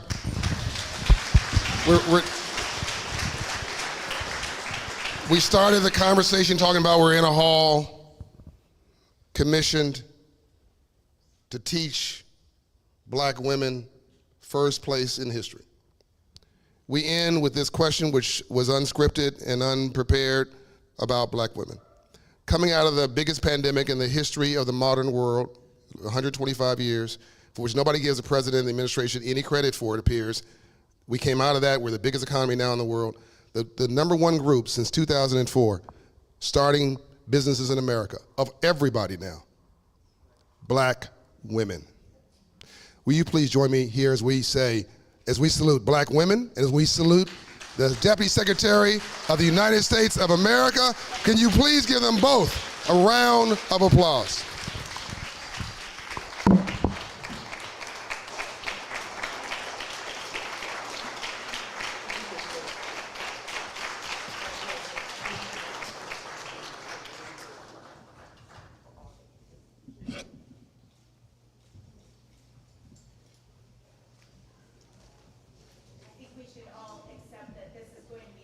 Incredibly tough act to follow. That was a really incredible conversation. I want to thank you again, John and the Deputy Secretary, for a really incredible conversation. But we have more to come. There is still some really great conversation to be had.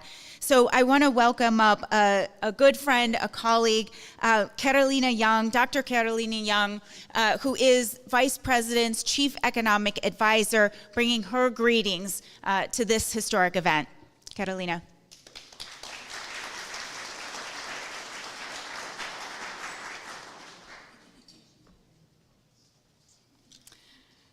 Thank you so much, Councilor Bowdler, my friend Janice, and I want to thank the entire Treasury team, especially Deputy Secretary Adeyemo, for putting together this year's Freedman's Bank Forum. It is my honor and privilege to be here on behalf of the Office of the Vice President here at Shaw University. Thank you so much, President Dillard, for hosting us. But first, I really want to thank the partners and the friends in the room who have been helping to implement the Biden-Harris administration's historic investments on the ground here in North Carolina and around the country. Earlier, you heard from Governor Cooper, you heard from Mayor Baldwin, you heard from John Hope Bryan, Operation Hope. You couldn't have missed him. And I also see Rodney Sampson, who's here from the North Carolina Rural Center. Patrick Woody, I believe, is also here. Please reach, there you go. Ron Busby from the U.S. Black Chamber of Commerce, and Chris Weaver from the Economic Opportunity Coalition. I just want to thank you all and recognize that you all noticed that the Biden-Harris administration was doing something different. We were trying to be intentional about our investments, and you immediately turned around and took those historic cross-cutting investments and turned them into tangible deliverables for North Carolinians here and across the country. And it was only possible because President Biden and Vice President Harris understood that if you invest in workers and families and small businesses, the economy grows stronger and more resilient. Deputy Secretary Adeyemo spoke about that, but it is absolutely what we are finding coming out of this pandemic.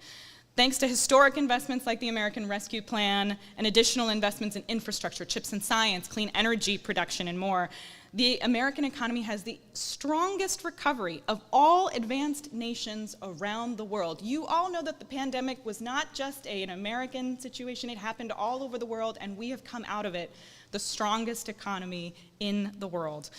And, you know, I think it was only possible because the president and the vice president also understood that it's not enough just to get funding out the door.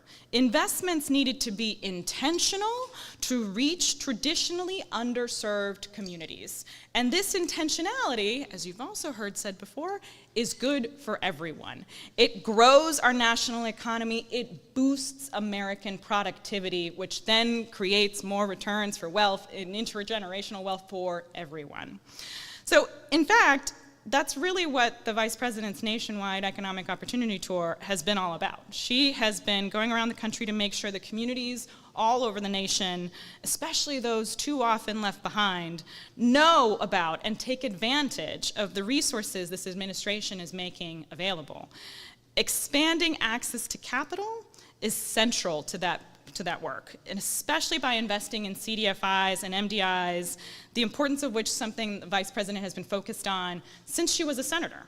Since she was a senator, you heard from Deputy Secretary Adeyemo, she was a leading co-sponsor of the legislation that got that $12 billion out the door for CDFIs and MDIs and around the nation, and she has continued that work by her collaboration with the Economic Opportunity Coalition. So we need not look any further than North Carolina to understand the impact of that work. North Carolina has received historic investments from these programs, including over $700 million for CDFIs and MDIs right here, including M&F Bank. I know M&F Bank is here, and there you go, and Self-Help Credit Union, which is also here. One example is also the administration's State Small Business Credit Initiative, which is a program that was created out of the American Rescue Plan. It was designed to spur and unlock additional capital for small businesses in underserved communities. Over $200 million of that funding has gone to North Carolina. And in addition, there is a pot of funding from SSBCI that has been made available to venture capital funds. It is the largest direct federal investment in private equity participation in early stage startups in the history of the United States. And when the vice president was here, actually Governor Cooper spoke about this. She was here in Durham earlier this year, and I think Mayor Williams was also here a little while ago. She announced that $32 million in federal funds from this program had then spurred $60 million additional dollars in private capital from diverse VC fund managers to go directly to North Carolina entrepreneurs. I know Dr. Keith Daniel, you are somewhere in the room from Resilient Ventures. Yes, over there, thank you. He is a representative from one of the 10 VC funds that the vice president announced earlier in Durham this year. And fast forward 3 months later, when she was in Charlotte for her nationwide economic opportunity tour, she was introduced by Desmond Wiggins, who is a local North Carolina entrepreneur whose company, Battery Exchange, received an additional form of capital from one of these VC funds, the HBCU Founders Fund. So really, it's connecting the dots here. And I think what's important to note is that that's what we're trying to do. It's not an exception. It's by design. More than what we learned actually this week, and I believe it's now public information, over 43% of SSBCI funding, and reminder, this was only made possible through President Biden and Vice President Harris's historic leadership through American Rescue Plan. Over 43% of that funding has now gone to small businesses from underserved communities.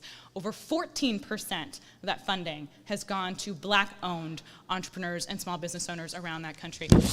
Compare that, yes.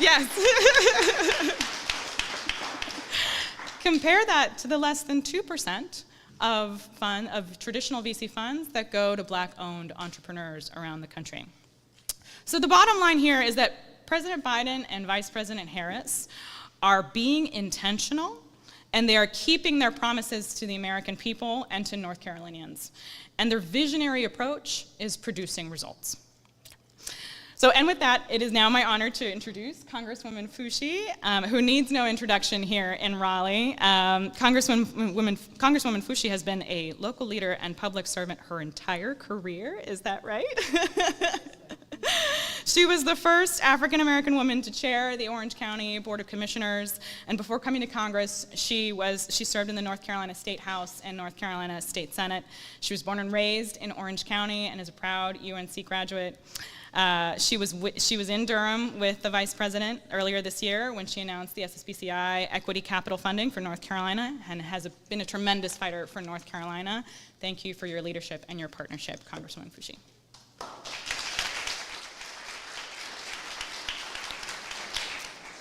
Thank you, Dr. Young, and good afternoon, everyone. It is indeed a privilege to be here with you and Deputy Secretary of the Treasury Adeyemo, Mayor Williams, Mayor Baldwin, I saw earlier, and all of the local and community leaders who have joined us here today for the Freedman's Bank Summer Symposium. First, I'd like to thank Shaw University and President Dr. Paulette Dillard for hosting this year's Summer Symposium. Shaw University plays an important role in our history as one of the first HBCUs in the South, and I'm glad that today's discussions on local entrepreneurship and Black businesses are taking place right here. I would also like to thank the Department of the Treasury and the Biden-Harris administration for bringing this year's Freedman Bank Forum to North Carolina and continuing to prioritize our state, our local economy, and our small businesses. In February, as you heard, I did indeed join Vice President Harris in Durham to highlight the American Rescue Plan State Small Business Credit Initiative, a historic investment which will bolster North Carolina's small businesses and empower them to access the capital needed to invest in job-creating opportunities. We all know that small businesses are the engines of our economy and the path to economic prosperity for countless Americans in underserved communities. And in North Carolina especially, we know that our small businesses are big business. This administration has already made historic investments in community development financial institutions and minority depository institutions with over $672 million going to CDFIs and MDIs in Durham alone. This includes partnerships, as you heard earlier, with M&F Bank and Self-Help Credit Union and others who have received over $100 million through these programs.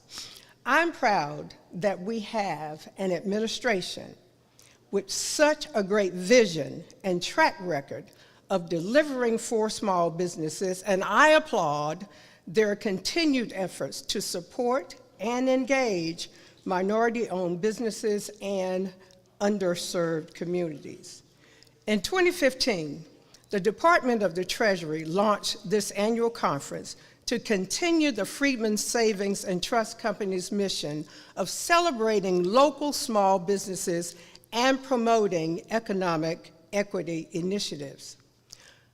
The Freedman's Bank was established to provide newly emancipated Americans with the tools to build financial security and generate family wealth. Although the bank ceased operations in the late 1800s, the bank's legacy of financial inclusion for all Americans, including those in underserved communities, has been longstanding. Today, as you've heard earlier and you've already witnessed, you will all have the opportunity to participate in a panel discussion on how we can further promote the Freedman's Bank mission, revitalize concepts like Black Wall Street, strengthen partnerships between Black-owned businesses, Black-owned banks, and HBCUs, and how we can further foster sustainable economic empowerment and growth in our communities. I am grateful for the continued investment in our federal government to support entrepreneurship in unserved communities, but we must continue to work together to ensure that these resources truly translate into wealth-building opportunities and expanded economic prosperity for all. And by engaging in these conversations at both the national and the local levels of our government, we are taking important steps toward ensuring true equity for North Carolina's small and minority-owned businesses. Thank you again, everyone, for joining us today, and I look forward to seeing positive changes that will come from this year's symposium. Thank you.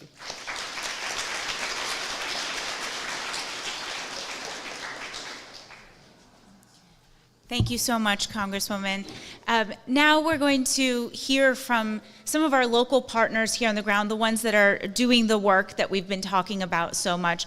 Our goal is to make sure that you all, that we get to highlight the ecosystem, the really incredible ecosystem that is producing these outsized results that John Hope Bryant mentioned. And here to help us kick off that panel, let me invite up Amir Kenshin.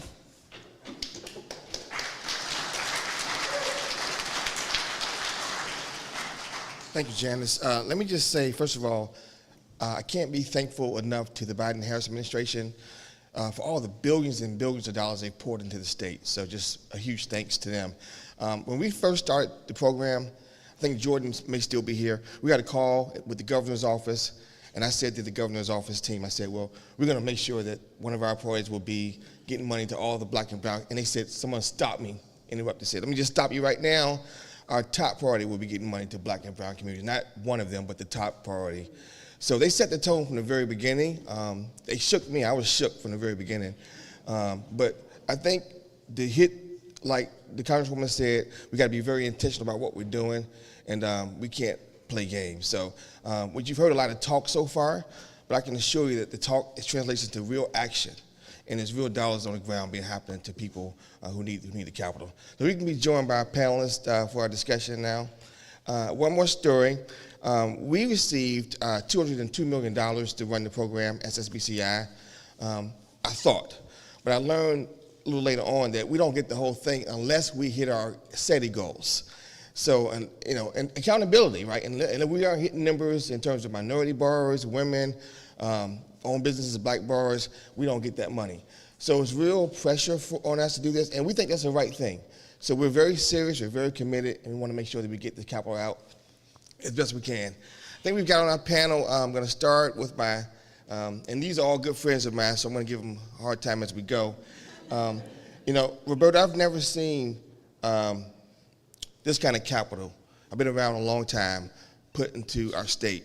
You've been around a lot longer than I have.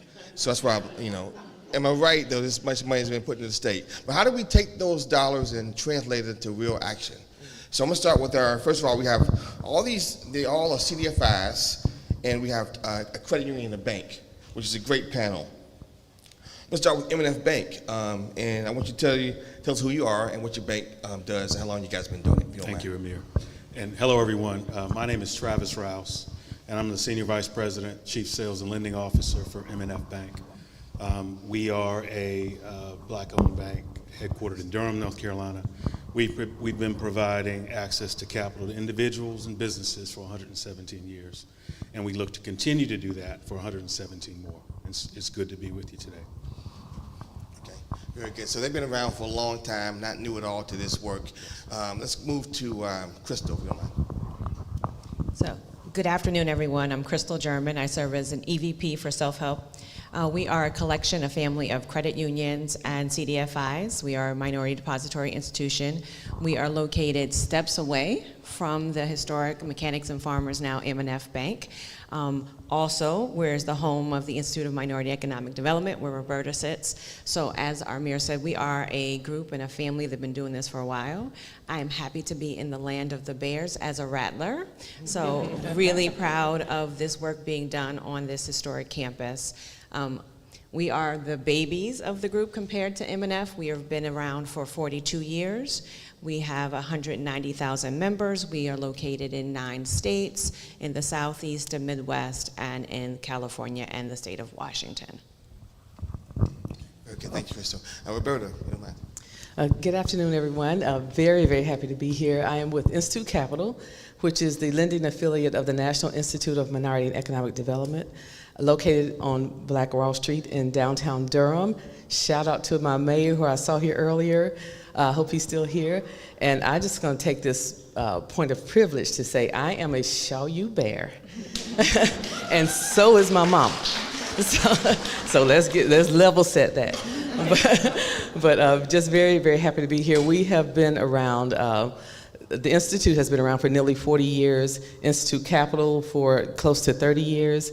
We do lending across 5 states to small businesses and affordable housing developers, which are both 2 very vital factors in this economy, so we'll talk more. Okay, last but not least, so we provide capital, but the most important thing is folks who receive the capital run their businesses. So we have one person here who's going to represent small businesses, if you don't mind. Sure. Good afternoon. My name is Harriet Stevenson, and I want to say thank you for putting this symposium together. It has been very informative, and I am grateful to say that we are probably one of the recipients of some of that funding that the president and vice president has talked about. I am one of the CEOs and the director of business services for Carolina Legacy Volleyball Club. And I know you may say, wow, volleyball, is that really a thing? But watching these young ladies grow and mature through sports is more than you can ever imagine, to see how they develop and grow into functional young people that will soon be sitting in these seats and be the recipients of the same. So thank you for having me on today. Okay, thank you so much. Okay, we'll start our discussion now with Travis. I believe $1.4 billion that the Treasury has put into black-owned banks. You guys were recipient of a very large amount of money. How are you using those dollars to really help black businesses thrive and succeed? Thank you for that question. So M&F Bank, Mechanics and Farmers Bank, received $80 million from the Emergency Capital Investment Program. And I'll tell you, that money has been transformational for our company. It has done a number of things for our company, to include allowing us to hire new people, make our buildings look better, upgrade technology. But to your question, Amir, specifically around leveraging lending, you know, we've been able to increase the amount of lending we can do to one borrower. Before we got the money, we could only do roughly $3.5 million to one borrower.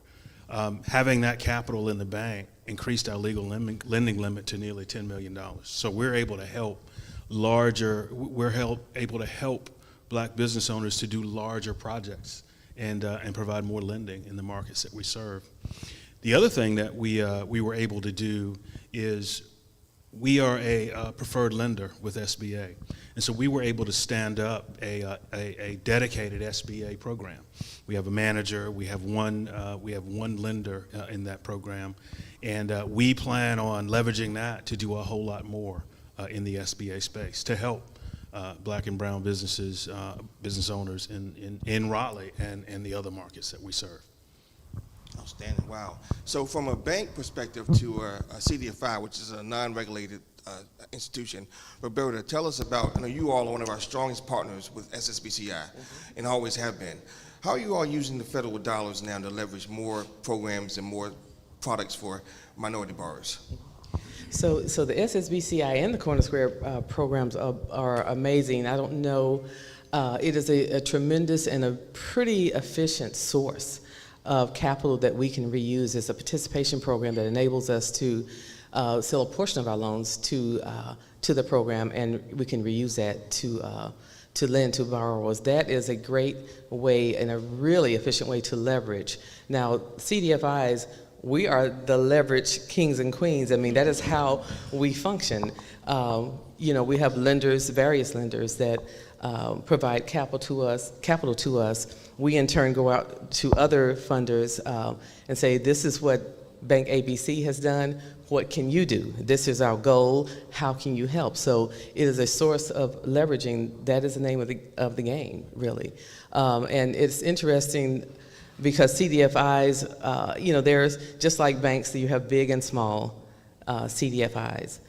It is a bit of a struggle when you're a smaller CDFI because you're kind of in a proving ground still, no matter your longevity. I just said we've been here for nearly 30 years, so that is proof enough. However, it is still a bit of a struggle, so we are lending, we understand our borrowers because we're lending money that we ourselves had to borrow. So it is, so leverage has to be successful in order for us to achieve our goals. Wow, thank you so much. So speaking from a smaller CDFI to a larger one, I believe self-help, Crystal, I think you guys may have received several $100 million in ESIP, maybe $400 million if I'm not mistaken, and also some billions in terms of clean energy and greenhouse gas reduction. How are you all using those? That's a lot of money.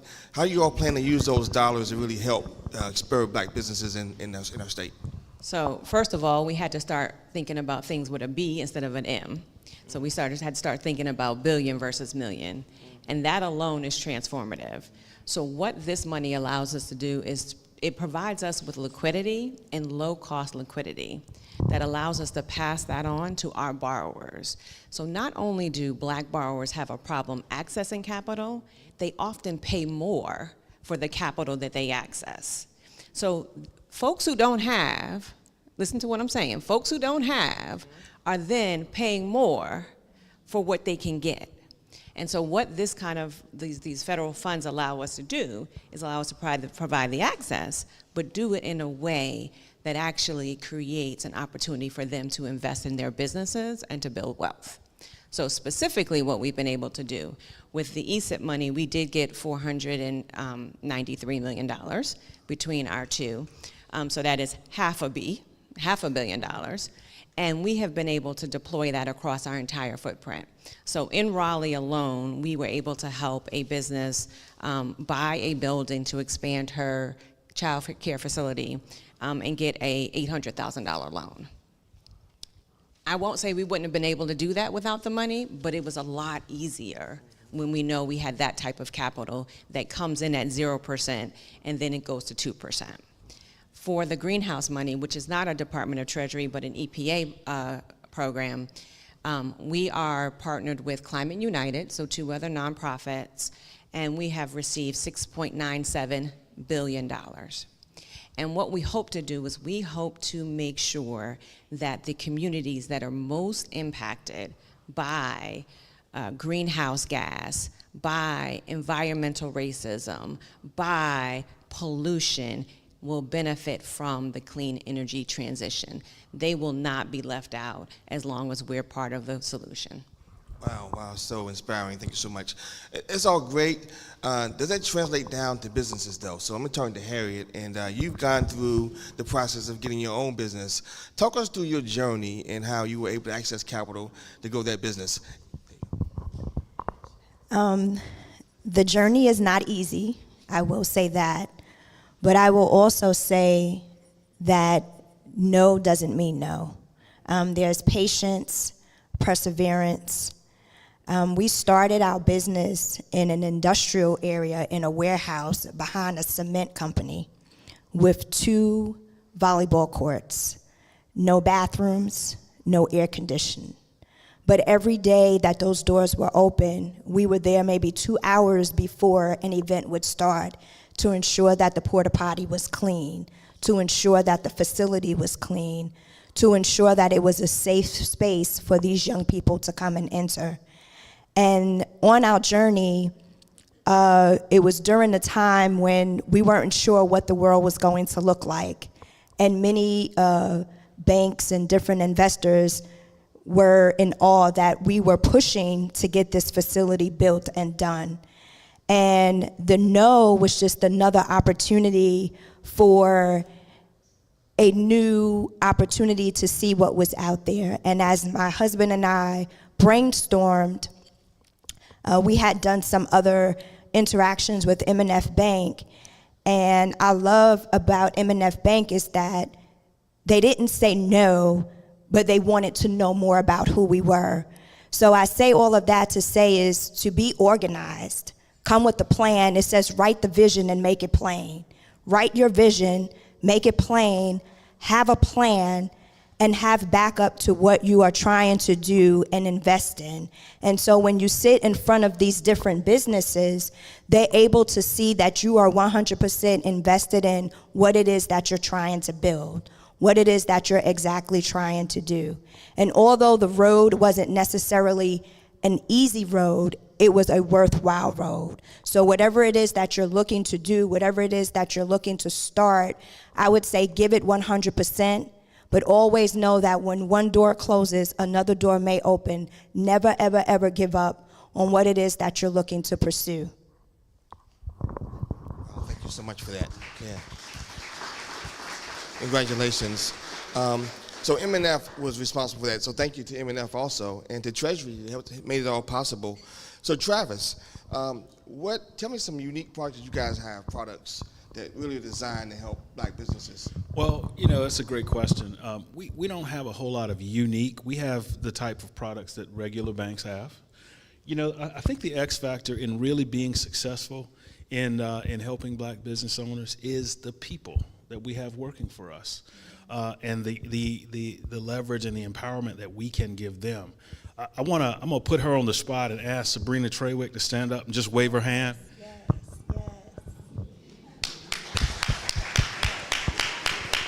Sabrina is our commercial banker here in Raleigh, but she is a great resource. She's our Triangle team lead also. And she's actually the banker that worked with Harriet and Carolina Legacy to make that happen. So hats off to Sabrina. And may I say, also, Sabrina is the banker for Shaw University, who's been a customer of M&F Bank for over 100 years. And so it really is about the unique people, those assets, those things that we have within our company that really help us leverage the capital that we brought in to the bank. Wow, outstanding. Great to know. So Roberta, back to you. We've done dozens of loans together, so I know you have some good examples. Absolutely. Give us some examples that you've done and really help Black businesses go in business and stay in business. For sure. So there's a client, which I know they're not in the room, so I won't, just for confidentiality, I won't mention their names. However, it is an affordable housing developer that is based in Southeast Raleigh, Very successful individual. We have done several loans for him to do different projects, not only in Raleigh, but also in Durham. In addition to that, we also funded a project that he has created in Southeast Raleigh, a business incubator for small businesses. So this is really one of our great success stories. Just by what I've said, those of you who know him probably know who I'm talking about. I'm surprised he's not here. He's very successful.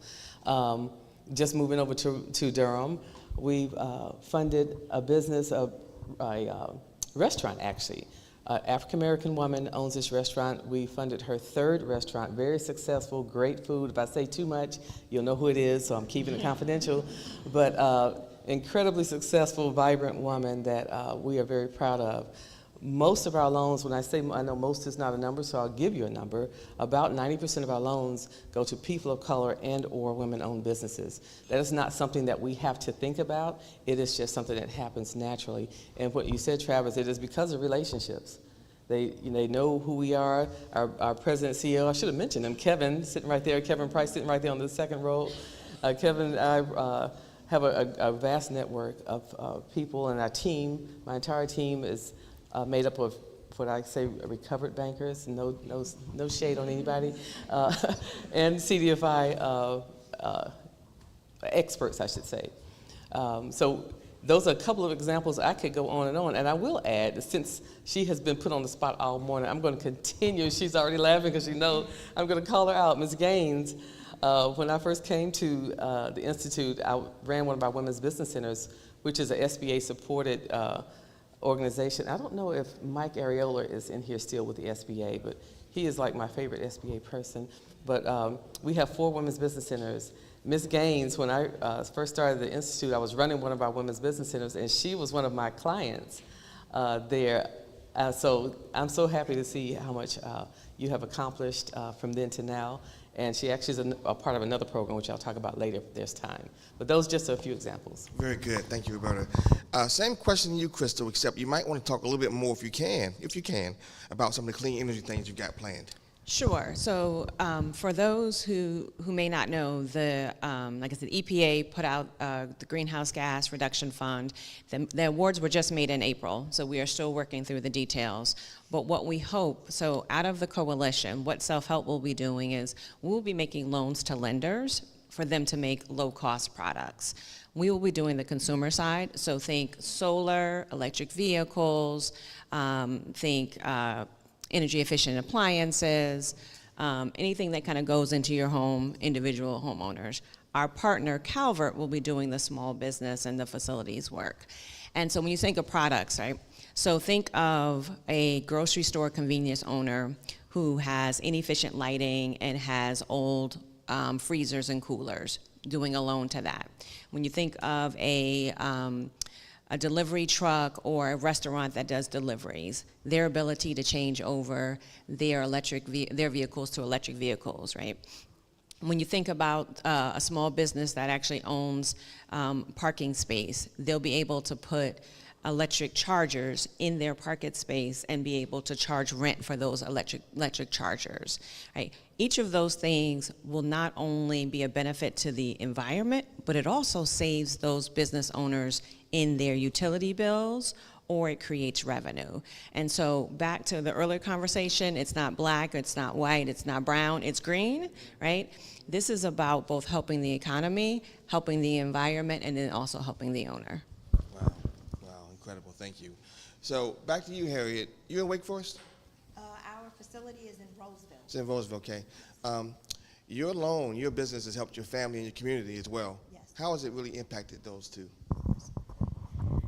So as I said, we started in a warehouse, and through the M&F loan, we were able to build a 5-acre facility in Roseville, North Carolina, which allows us to house 4 indoor volleyball courts and 4 outdoor sand courts.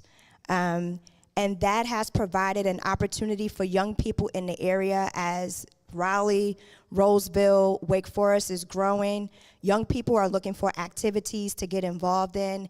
It's an avenue for them to get involved and stay active. and it has allowed the people in Roseville, in the town of Roseville, Wake Forest, and the surrounding areas to provide an activity for the young people besides sitting on their phones, besides playing video games. And as the town is growing, our doors are continuously being knocked on. The town of Roseville has asked us to partner with them, with their parks and recs, to provide other opportunities for the young people to stay active. And we are grateful for the relationship, going back to that, with M&F Bank, because I remember seeing a video on there where they said they're small enough to know you and large enough to serve you. And I think that that is important, and that's the environment that we're trying to create. We're small enough to know you. It's important to know our young people and to let them know that they are a valuable part of this community, and we're large enough to serve you. So thank you, M&F, for the relationship, and thank you for helping us make it a successful venture. I think we should steal that slogan, small enough to know you and large enough to serve you. We want to steal that slogan. Back to you, Harry, for the final question for all of our panelists. For you, though, what advice would you give to other small business owners? And they got a few in the room, so what would you tell them? I would tell them to be patient, and while you're in the meantime, work on you. As they talked about earlier, those credit scores, building up your financials. If it wasn't for my husband and I being financially smart throughout our journey in life, I probably would not be sitting here. Your 401ks, your 457s, making sure you're paying your bills on time, that is all important, because yes, we want to go to these institutions to ask them to provide us with funding, but I also think it's important that they see that you're serious about your own personal funding, and what are you doing with your personal life that would encourage them to support you on your journey to providing a service or a business venture that you're looking into. So I would say make sure you internally look at yourself and make sure that you're doing those positive things, that when you walk into the doors of these financial institutions, that they are aware that you're serious about the journey that you want to be on. Great advice. Thank you so much. Travis, last question for you. M&F has been around for 107 years? 117 years, Yes, sir. Which is amazing. What are some ways that you all are helping and continue to help people overcome obstacles and become business owners? Well, we believe wholeheartedly that we meet business owners where they are. Wherever their situation is, wherever they are financially, wherever they are in their lives, and we start there in terms of building a relationship and trying to find a solution.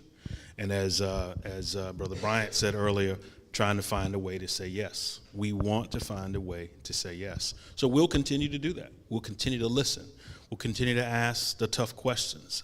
We'll continue to give homework if that needs to happen.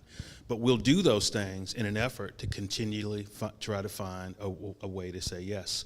We will continue to impart knowledge and skills from a financial education perspective.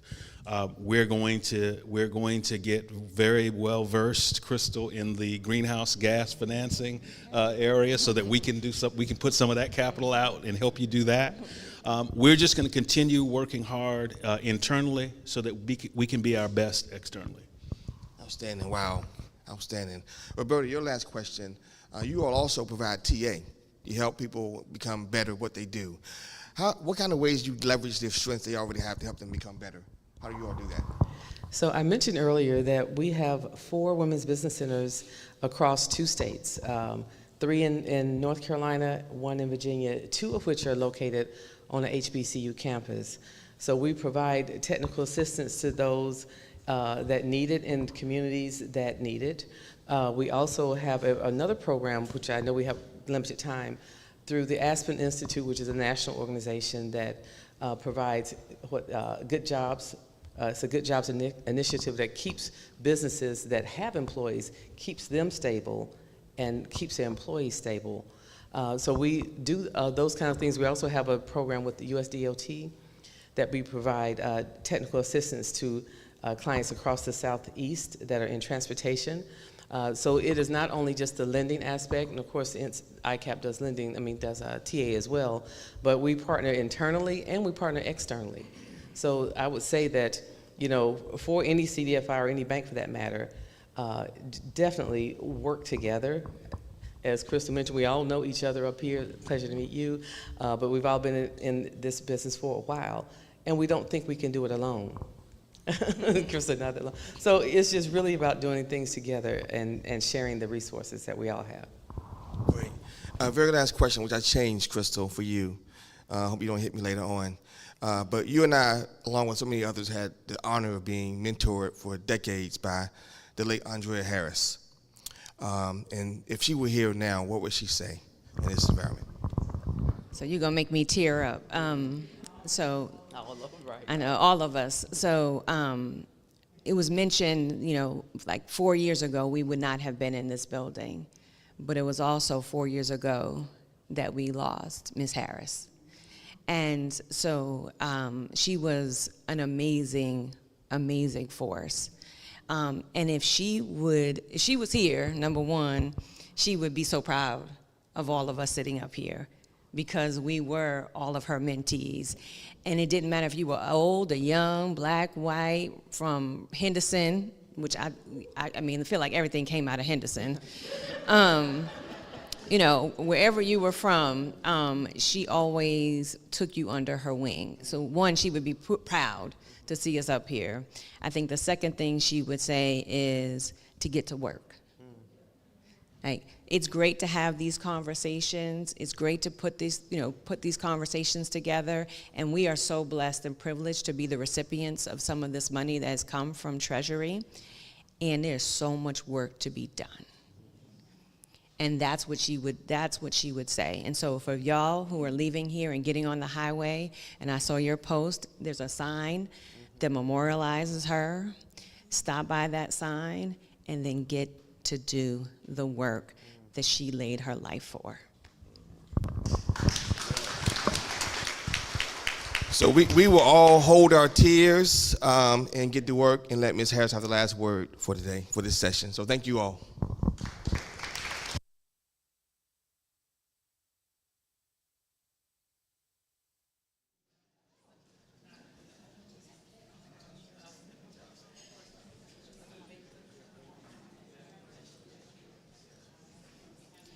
Thank you so much to the panel. I'm so pleased to welcome next Mayor Steve Benjamin, who serves as the Senior Advisor to the President and heads the Office of Public Engagement.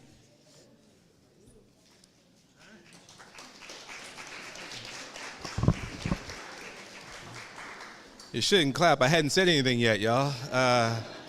It's so funny. I've been in public life, as Janice indicated. I'm a retired mayor who thought he was out of politics and got back in. People think because you're in public service that you love public speaking.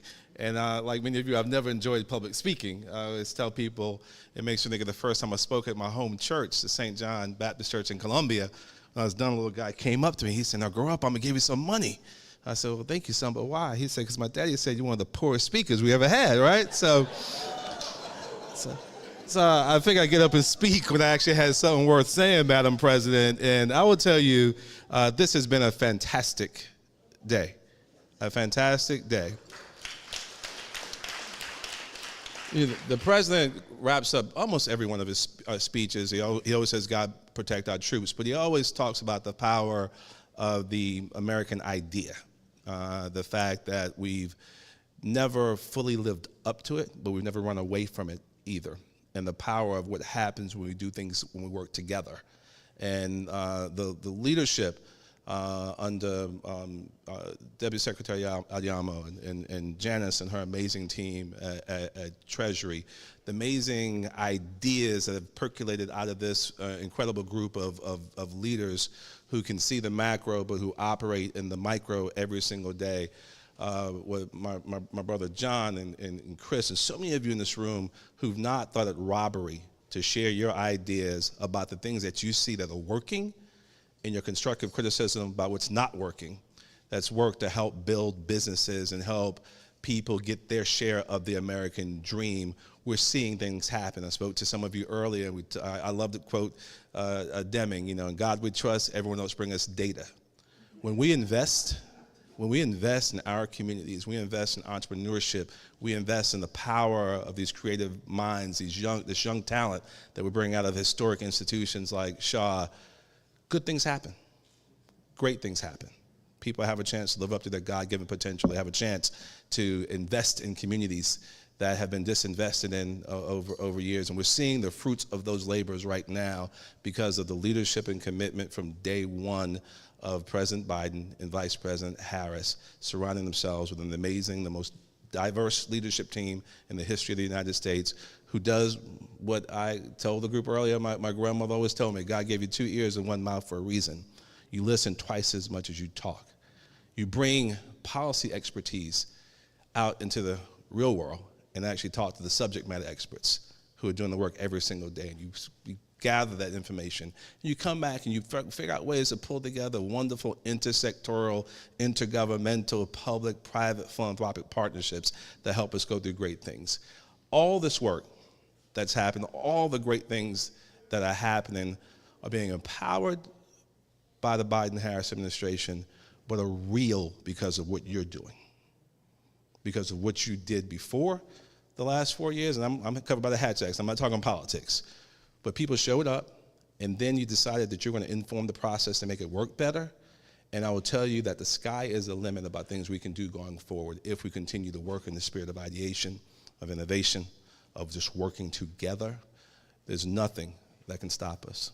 So just on behalf of the President and Vice President, I'll be with the President for several days next week. We'll be off to Austin to celebrate the 60th anniversary of the Civil Rights Act at the LBJ Institute, and then on to the NAACP National Convention, and on to UNIDOS as National Convention, and really speaking to the spirit of what we can do when we actually work together in the spirit of each and every one of us going to do great things. It's going to be a great week. So, and I can't wait to tell them about just what we were able to do here at the Freedman Bank Forum. It's my pleasure, and I love being in Washington, D.C. I'm going to leave you all here. I'm going back home to Columbia, South Carolina, because as I said earlier when Mayor Baldwin was with us, I am former mayor of Columbia, South Carolina, former president of U.S. Conference of Mayors, former president of the African American Mayors Association. I'm the forever president of the Mayors Mutual Admiration Society.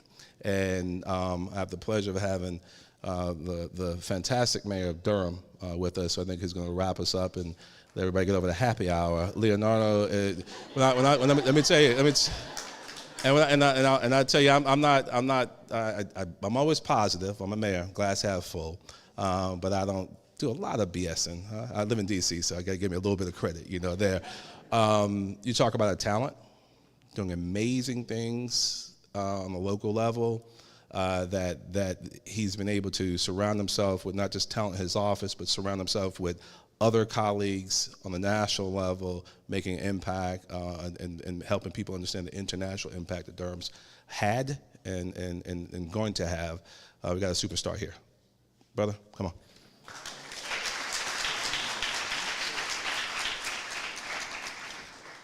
How's everyone doing? Good. It's, you know what, I'm standing here, I'm looking in the audience, I'm like, all right, so I do know half of the room. But it's good to be here in Raleigh, bringing a little Bull City love, pridefully. Well, what a day. Now, to the 4 of you all that text me, was like, you know you late, right? I was supposed to be here then. My people looking out for me. No, what a great day, and I'm just so honored that, we're having this in the Triangle. And it makes me feel good that when we talk about, Black economic history, Black economic power and impact, that folks come to North Carolina to talk about that. Tulsa has this reputation, but, the other Black Wall Street was in Durham, and we have not forgotten how. So after everything that you've heard today, I think what stood out to me the most was, when the table expands, you're adding a chair to it. We find ourselves often talking about expanding the table for those who are at the table, what did Madam Chisholm say? Bring your folding chair, So What we have, folks, is we have an unprecedented time politically now. We had officials here in their official capacity.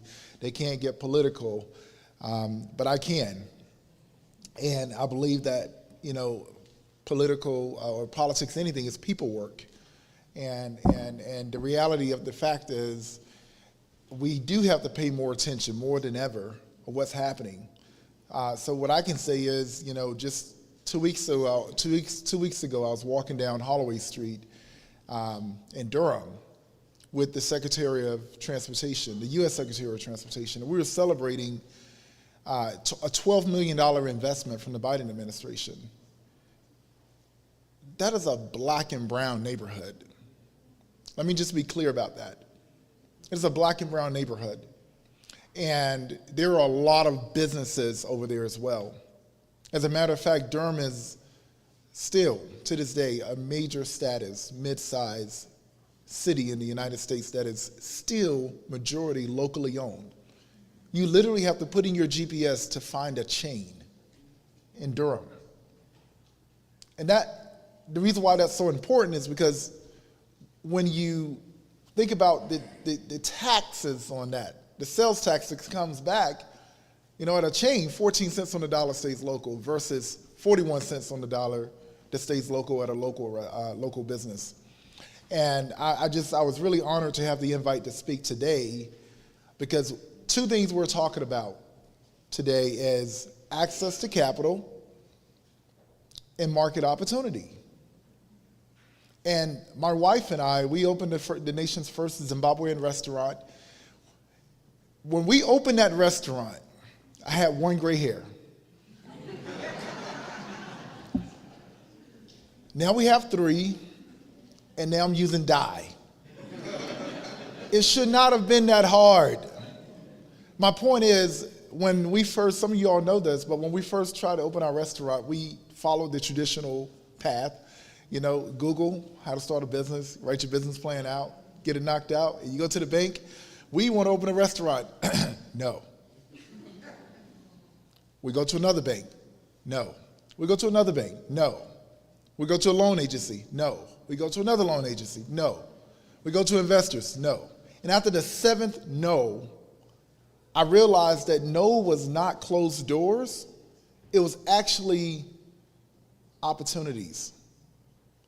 And we had to use that opportunity as ammunition, something that really empowered us. And so we used my teacher retirement. I retired at 34 years old, spent all of my retirement to open this restaurant with my wife. And the night before we opened, I just wanted some oatmeal from McDonald's, and my card declined. And I realized at that point, my 403B was gone, my 401k was gone, my savings account was empty, all credit cards maxed out, my checking account was empty. And I looked at my wife and my son, and they was like, "What's the problem?" I said, "I don't want any oatmeal no more. Let's just go home." But we went home hungry. And the man of my household, that was a very low feeling. And we had nowhere to go but up. I felt the bottom. And there are too many people in our community, in our black community, that feel the bottom of the swimming pool. But in a pool, it's the best place to be, because you have the leverage to bounce back. And you can bounce back higher than anyone else. So while folks are used to the norm of treading water, we're used to being on the bottom and bouncing back up. And that's what we have to do. So now we have 3 restaurants, and we're successful.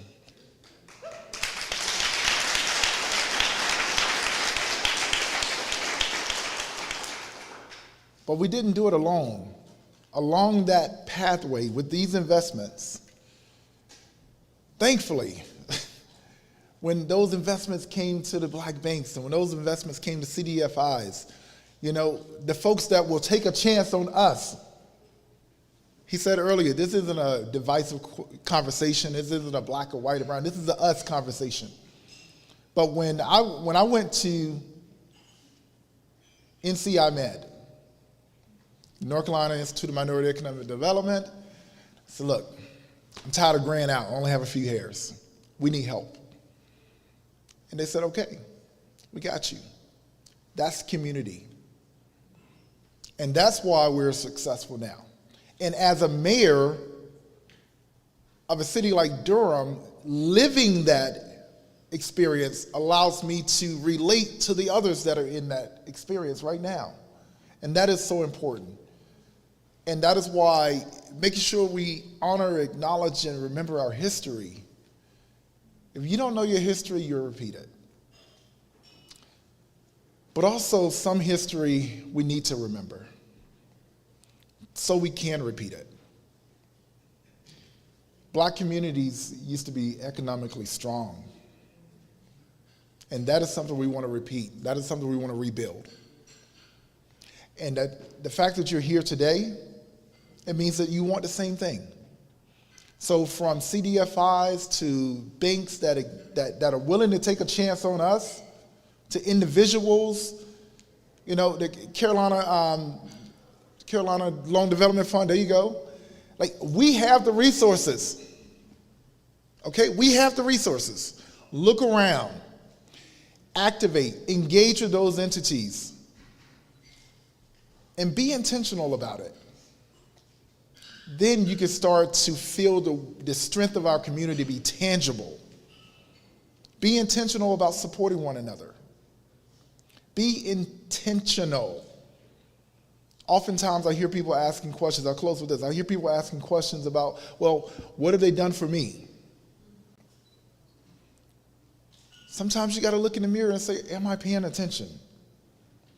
Because oftentimes we keep creating things because we haven't noticed what's already out there.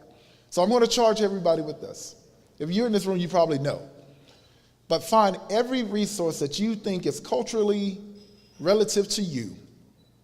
Not only engage with them, whether you need them or not. You may not need a loan, but at least go and get information so that you can tell someone else. Storytelling was the tenacity of our culture. Go tell a story. Go tell someone about what resources are available.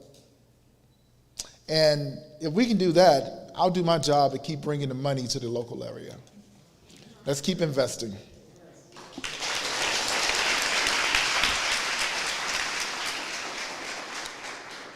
All right, so with that being said, and I want to thank all of the speakers today, and definitely Mayor Benjamin, I love that man. Every time I just saw him in Kansas City 3 weeks ago, and I see him when I'm in DC, I see him all over, and the first time I met him, he pulled me to the side.